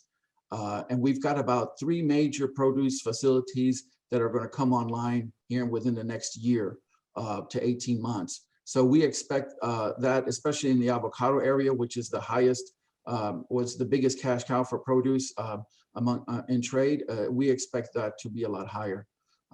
So I'll move along from that context very quickly to mention that even during the pandemic, our trade was down, our commercial traffic was down 4.7%. We also moved from $232 billion of trade in 2019 to $206 billion in 2020. We expect that to bounce back, but there are some challenges.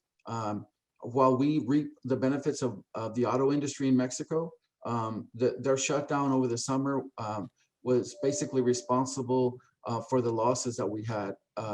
But right now they face a different challenge. There are some line closures and other slowdowns because of technology. They're not getting enough chips for vehicles to be produced. On the other hand, we've been very lucky. I was just having this conversation with Carlo.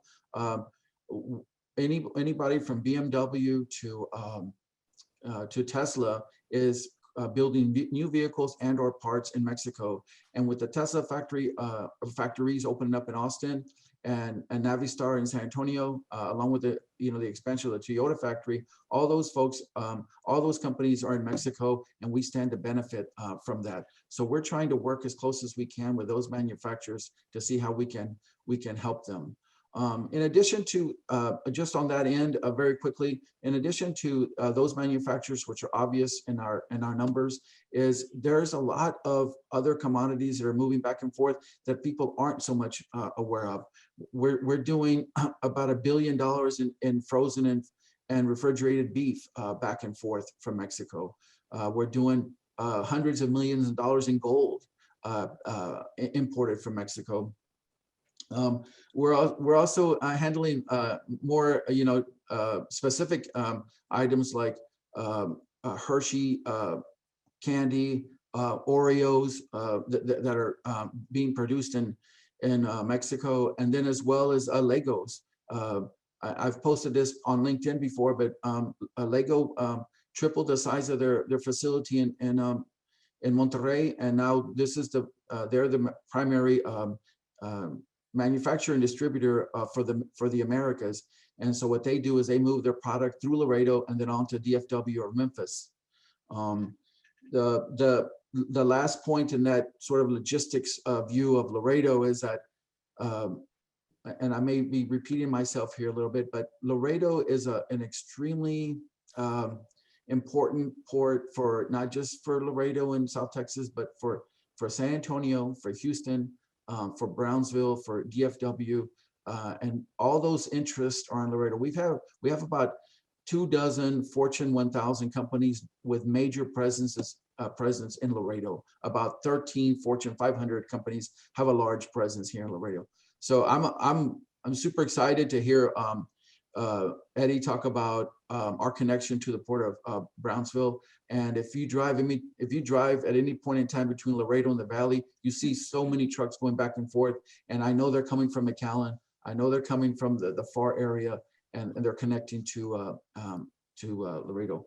A couple of things going forward is, well, I mentioned a couple of really big projects on the avocado areas that we have. Those investments are really important for us because refrigerated and temperature controlled facilities, their investments are a lot larger. And these companies, half of which so far in Laredo have been foreign direct investment, are coming in with a higher pay scale and wages. And that's really important to us as we try to improve our situation in Laredo in terms of our median household incomes and so forth, which we've jumped 60% in the last 10 years.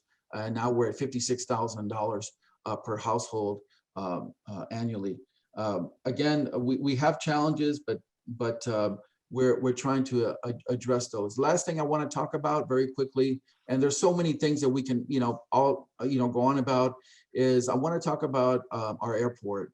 Our airport on the freight side has about 25 to 35 or maybe even 40 flights a day, depending on the day, and for freight.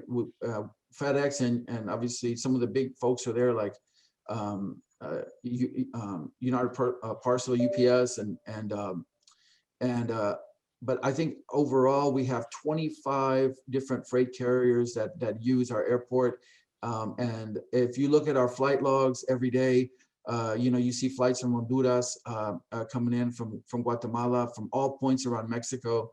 We're the number 5 busiest airport in terms of freight to Mexico. And we take pride in that. Obviously, that's our primary market.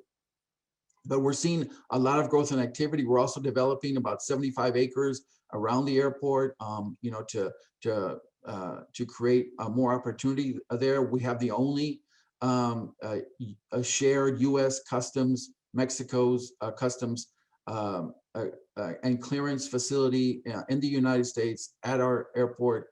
We want to make sure and let everyone know that you can get pre-cleared here in Mexico, here in Laredo, before you even get into Mexico, and avoiding that second inspection at about 9 different airports in Mexico. But I'll stop there. So we can go on, but Laredo's open for business. We've been great during the pandemic. We appreciate the support of the private sector. There's things I could even go to more into the realty area, but I think that's what Carlo's here for. And it's folks like Carlo in Laredo that have really really been helpful to the city and the Laredo EDC and trying to move the city forward. We have an occupancy rate, Carlo, about 1%, I think, in our commercial warehousing. And we're certainly, that's a challenge, not only a benefit, but I'll let you go on about that. Celine, thank you. Great job. I really appreciate you and Rodell and everyone else putting this on. Yes, thank you. Well, we appreciate you, and definitely lots of movement happening in Laredo and across the region. It's just exciting to have everyone, come together and, share all this information. And now I know that there's chocolate moving through Laredo too. Yeah. So.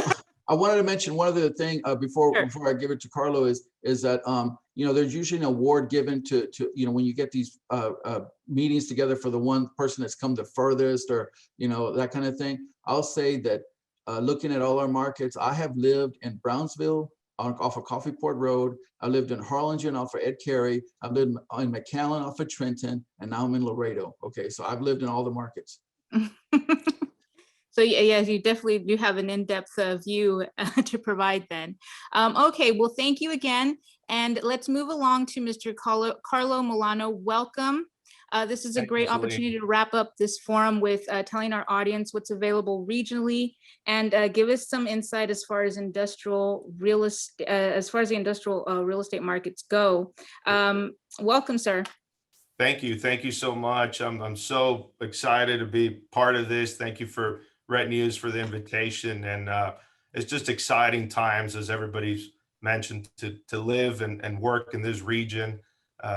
Yes, we're headquartered at our company in Laredo, but we've got a presence, in San Antonio. We operate, the Valley as well. And we're just up and down I-35 and down the border between the US and Mexico here in Texas. And it's just an incredible time to be here, touching all these markets and seeing how they're all thriving. Let me share. I'm glad I removed a lot of the pictures because everybody shared such amazing pictures of all the projects in the region. And what I'm going to talk about is more, let me know when you can see my screen. Okay. Let me hit presentation here. Is it showing us a presentation or? Yes, it is. Okay, you're not seeing the whole PowerPoint thing around. I just want to make sure. No, it's in presentation mode. Okay, great. Thank you. Let me move my screen where I have you guys. Okay, so yeah, what I'm going to talk about is industrial market trends, and this is going to hopefully tie everything together and show everybody, what great of an opportunity we have for industrial development, in particular in the region. So, some may argue that Laredo is part of the Valley, but, I like to read about history. And first of all, the Valley, who knows if it's really a valley? It's more like these oxbow bends around the river that have created a valley looking geography. But the reality is it's really these bends around this great river that has two names, the Rio Grande on north of the border and Rio Bravo south of the border. So I don't know that all of our audience knew that it's perhaps the only river that has two names. But it's great. This region has been one region since it was founded. It was the Nueva Santander area, and we share culture, we share many things. So whether we're part of the Rio Grande Valley by definition or not, we have been part of each other's history and the region with trade since the mid 1700s. So let me share some of the data and exciting numbers for some of the real estate developers that are joining us and as an audience. So here's a quick summary of Brownsville and the Harlingen area. I mean, it's the lion share of the growth and excitement in that area is probably credited to the Port of Brownsville and now the airport, but still, Brownsville has a 6 million square foot market with a 5% vacancy rate. I put 3 asterisks there because recently there was a large vacancy by Titan Tires and Cardoni. They vacated it. It's actually larger than 650. It's more like 675,000 square foot facility. but I wouldn't want to add that to vacancy rate because it's a very unusual building, very specialized. But hopefully this will attract a group like SpaceX or Tesla to perhaps manufacture some of their components there. So I think it's a great opportunity to have this type of specialized facility in the automotive sector in that area. The cross-border market to Brownsville is Matamoros, and it's a much larger footprint of industrial space with 25 million square feet, and also a vacancy rate of 5%. So you have, you could say that you have across the border there a 5% vacancy rate, which is very healthy and actually lower than the national average in the United States. There's a new construction facility, a speculative building being built, about 50,000 square feet, and another 50,000 square foot building for an end user in the market. So there is construction. There's still developers that are betting on the growth of the market, not just on the port. Cold storage is not really active in this region, as we're seeing from McAllen over to Laredo. But the refined fuels around the Port of Brownsville, these carriers, container carriers that we're going to start seeing hopefully grow. I think that's a phenomenal growth for the Port of Brownsville and in the Matamoros region. Infrastructure improvements by the Cameron County Regional Mobility Authority in the city of Brownsville are great, with your connectors from the Port of Brownsville, Highway 4, and an east loop that will facilitate traffic greatly. You need that in that region. It'll be a nice loop around the city, facilitating traffic flow. And also with these roads, I mean, you've got to remember, it creates opportunities for new development. As these roads punch through the city, you start to have access to greater pieces of land. So this is a great opportunity for investment along those new highways. Private investment funds are really starting to look at placing their syndicated funds in this area. And obviously SpaceX makes a lot of people wonder what else is going to go in this area. It's a huge project to land in Boca Chica near the Port of Brownsville. Land prices for the past 10 years in Brownsville have surprisingly remained pretty flat, around $1 per square foot of developed land. This is land with infrastructure, that's a great opportunity to go purchase and land bank a good sizable tract of land there. So this market still greatly depends on the twin plant manufacturing concept that was established probably back in the 60s or 70s. That you have a manufacturing plant on the Mexican side of the border, and the distribution run by the same group on the U.S. side of the border. So you still have some of that in Brownsville, Harlingen, and that's evolved a little bit, and I'll touch on that for the markets of McAllen and Laredo. But anyways, the freight forwarders that handle and the customs brokers that handle these goods being manufactured in Matamoros are still occupying the lion's share of warehouse space in Brownsville. The leases that are being signed in this market are still averaging around 3 years, but I can see that increasing shortly as the growth of the market and the velocity of deals increases. McAllen MSA area, and if I were to name all the municipalities there, I think it would take me a few minutes. But your area there in McAllen is just been an incredible area in the Rio Grande Valley. It's very appealing to the eye. You've got great retail and great living accommodations. It's a growing market with over 25 million square feet. With a vacancy rate lower than Brownsville at 2.8%. And the cross-border city there, Reynosa, is a little larger with 30.6 million square feet and only 1.7 square foot vacancy rate. So Reynosa has been, I think we can all recognize it has been the manufacturing city in the Rio Grande Valley and all the way up to Laredo that has kind of led the charge.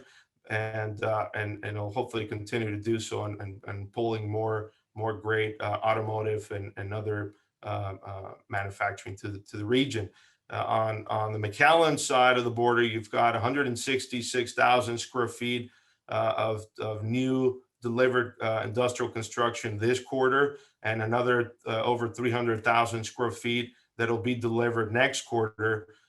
You can say you've got another 350,000 or so planned to be delivered before the end of the year. So there's great growth in the region. Cold storage built to suit to own projects, meaning owned by those that distribute cold produce in the McAllen MSA region is ranging between 15,000 square feet and 50,000 square feet. And there's quite a bit of activity there, especially with the new infrastructure being added in your bridges in the area. Speaking of infrastructure, the Hidalgo County Regional Mobility Authority, as well as FAR International Bridge, they're working on improving these the efficiency in the border crossings, adding overweight corridors and future toll roads. And again, these routes are going to increase the amount of developed land that will be available for future industrial development and also other development that is not necessarily industrial around the parks. Institutional developers are looking at this area precisely because they've had a vacancy rate of under 3% since 2018, and it's even dropped to as low as 1.6%. But then you get product added to the market, and it balances back out. But you're still under 3% right now, 2.8%. So this market has transitioned from that twin plant concept where you have the Mexican or the manufacturer that is in Mexico handling their own warehouse space on the U.S. side of the border, and has pass the baton, so to speak, to a 3PL provider that'll handle that warehousing, storage, and distribution of their product. So you have third parties very active in the McAllen area, occupying space, handling these products being manufactured in Reynosa. So it's graduated to that part. And let me switch over now to Laredo, and you'll kind of see the evolution of where these markets are going. It's really only till you put them all in one presentation that you realize how they're all tied and how the evolution of the manufacturing and distribution is taking place along the border. So let's look at Laredo numbers, and to piggyback on Teclo. I mean, it's just a phenomenal, thriving market with 41 million square feet and counting of industrial space. Vacancy rate is at a historical low. Teclo, look at this number, 0.79% as of Q1. So our Q4 did close at 1.5% last year, and that absorption first quarter is just incredible. So we're continuing to see a lot of growth in the Laredo market. The non-Laredo market still remains relatively small compared to Laredo, 12 million square feet with a 4% vacancy. But because of the geographic location of Laredo, it really doesn't just handle distribution for Nuevo Laredo, but really for Monterrey and the interior of Mexico and the Bajío region, which is where the lion's share of automotive manufacturing is locating, and also produce for that matter in Mexico. So under construction, these numbers are, look at this, it's 673,000 square feet are scheduled to be delivered second quarter of this year. And we're tracking over 1.6 million square feet of new industrial space, both owner occupied and speculative development, this to be delivered in 2021. And more plans already of new industrial parks. If you can say there's over 5,000 acres of new industrial parks that are being master planned and planned for the coming years. Cold storage, built to suit to own projects similar to McAllen are active here, particularly because they just see an easier flow of transportation availability. A lot of the carriers have located their terminals in the Laredo region. As I call Laredo the largest truck stop in North America. You come and see the highways and the traffic across the bridge. It's pretty incredible the amount you see there. So cold storage sizes we're looking at are 50,000 square feet to 250,000 square feet, which touches on one of the project Tekla mentioned with avocados. I mean, Mission is about to finish and start distributing out of a 250,000 square foot facility at Pinnacle Industry Center, which I'll touch about Pinnacle here shortly. Infrastructure improvements by Webb County and the City of Laredo Regional Mobility Authority, as well. The City of Laredo and the World Trade Bridge are also very active right now. More lanes are being added to our bridges, specifically the World Trade Bridge. And Columbia Solidarity Bridge is also being used with, heavily for produce and some of our hazardous material crossing this border. And the Mines Road has seen recent expansions, which is a road that connects along the river that connects the World Trade Bridge to the Columbia Bridge.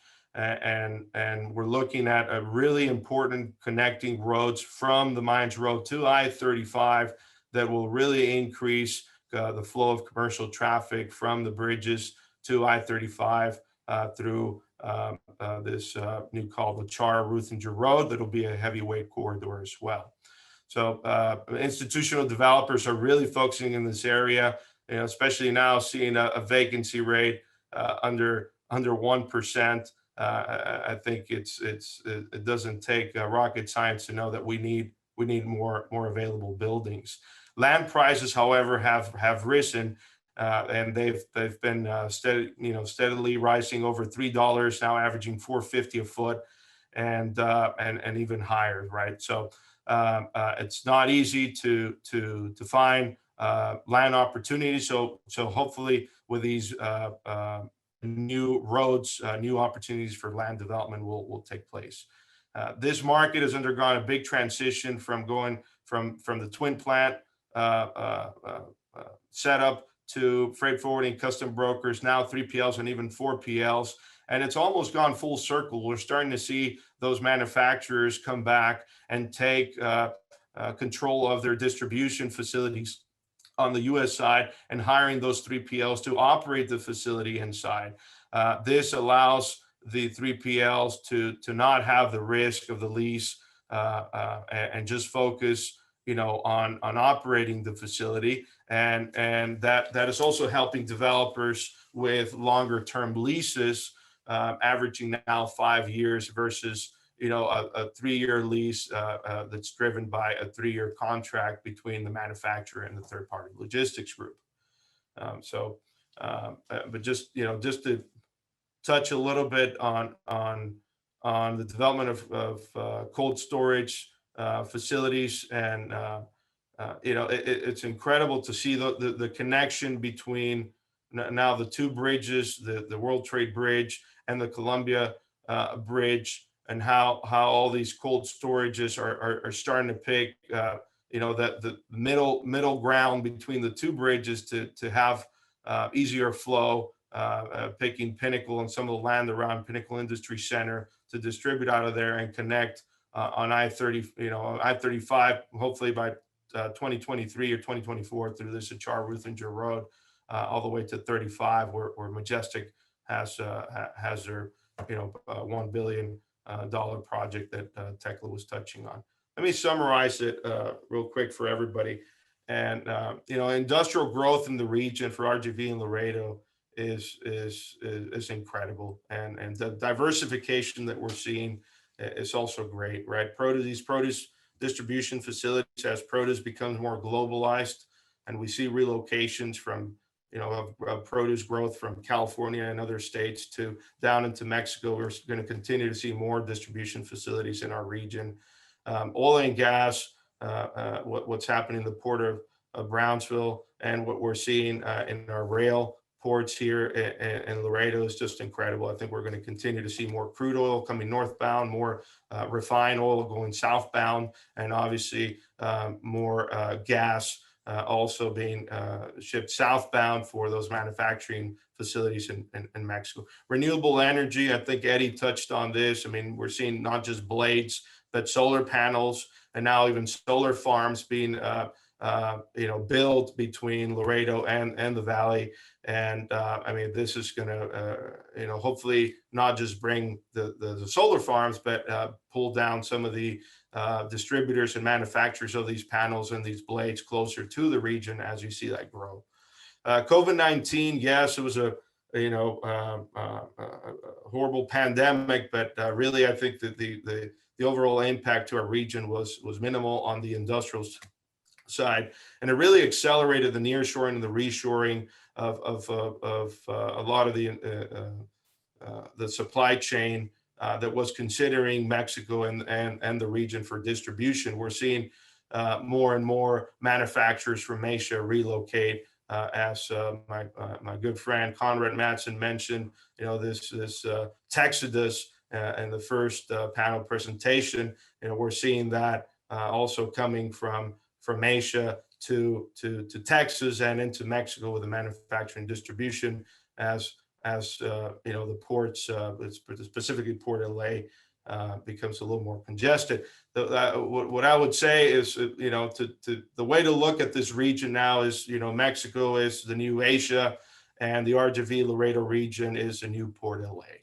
That I think sums it up for those of you that may have never visited this region and may be trying to comprehend the size of it and what it looks like and how it operates. And just for those of you that are, the capital markets that are looking to invest or just want some general averages and numbers. I mean, U.S. vacancy rates for industrial space, according to our good friends at JLL, it was 5.4% for the nation. So if we look at our markets down here at the border, I mean, 5%, and in Brownsville, 2.8%, and 1.7 in Reynosa and McAllen, and then Laredo we're at 0.7%, not even 1% on the U.S. side, and 4% in Mexico. So we're well below the U.S. average. So that just tells you how great the real estate market is in this region. Cap rates are seeing compression. We're seeing those drops, and I can probably talk more about that if somebody's interested in emailing or reaching out to me directly. I am going to quickly interrupt. We are getting a notice that we have to wrap up soon. I'm wrapping up. Yep. So go ahead if you have anything left. Yep. So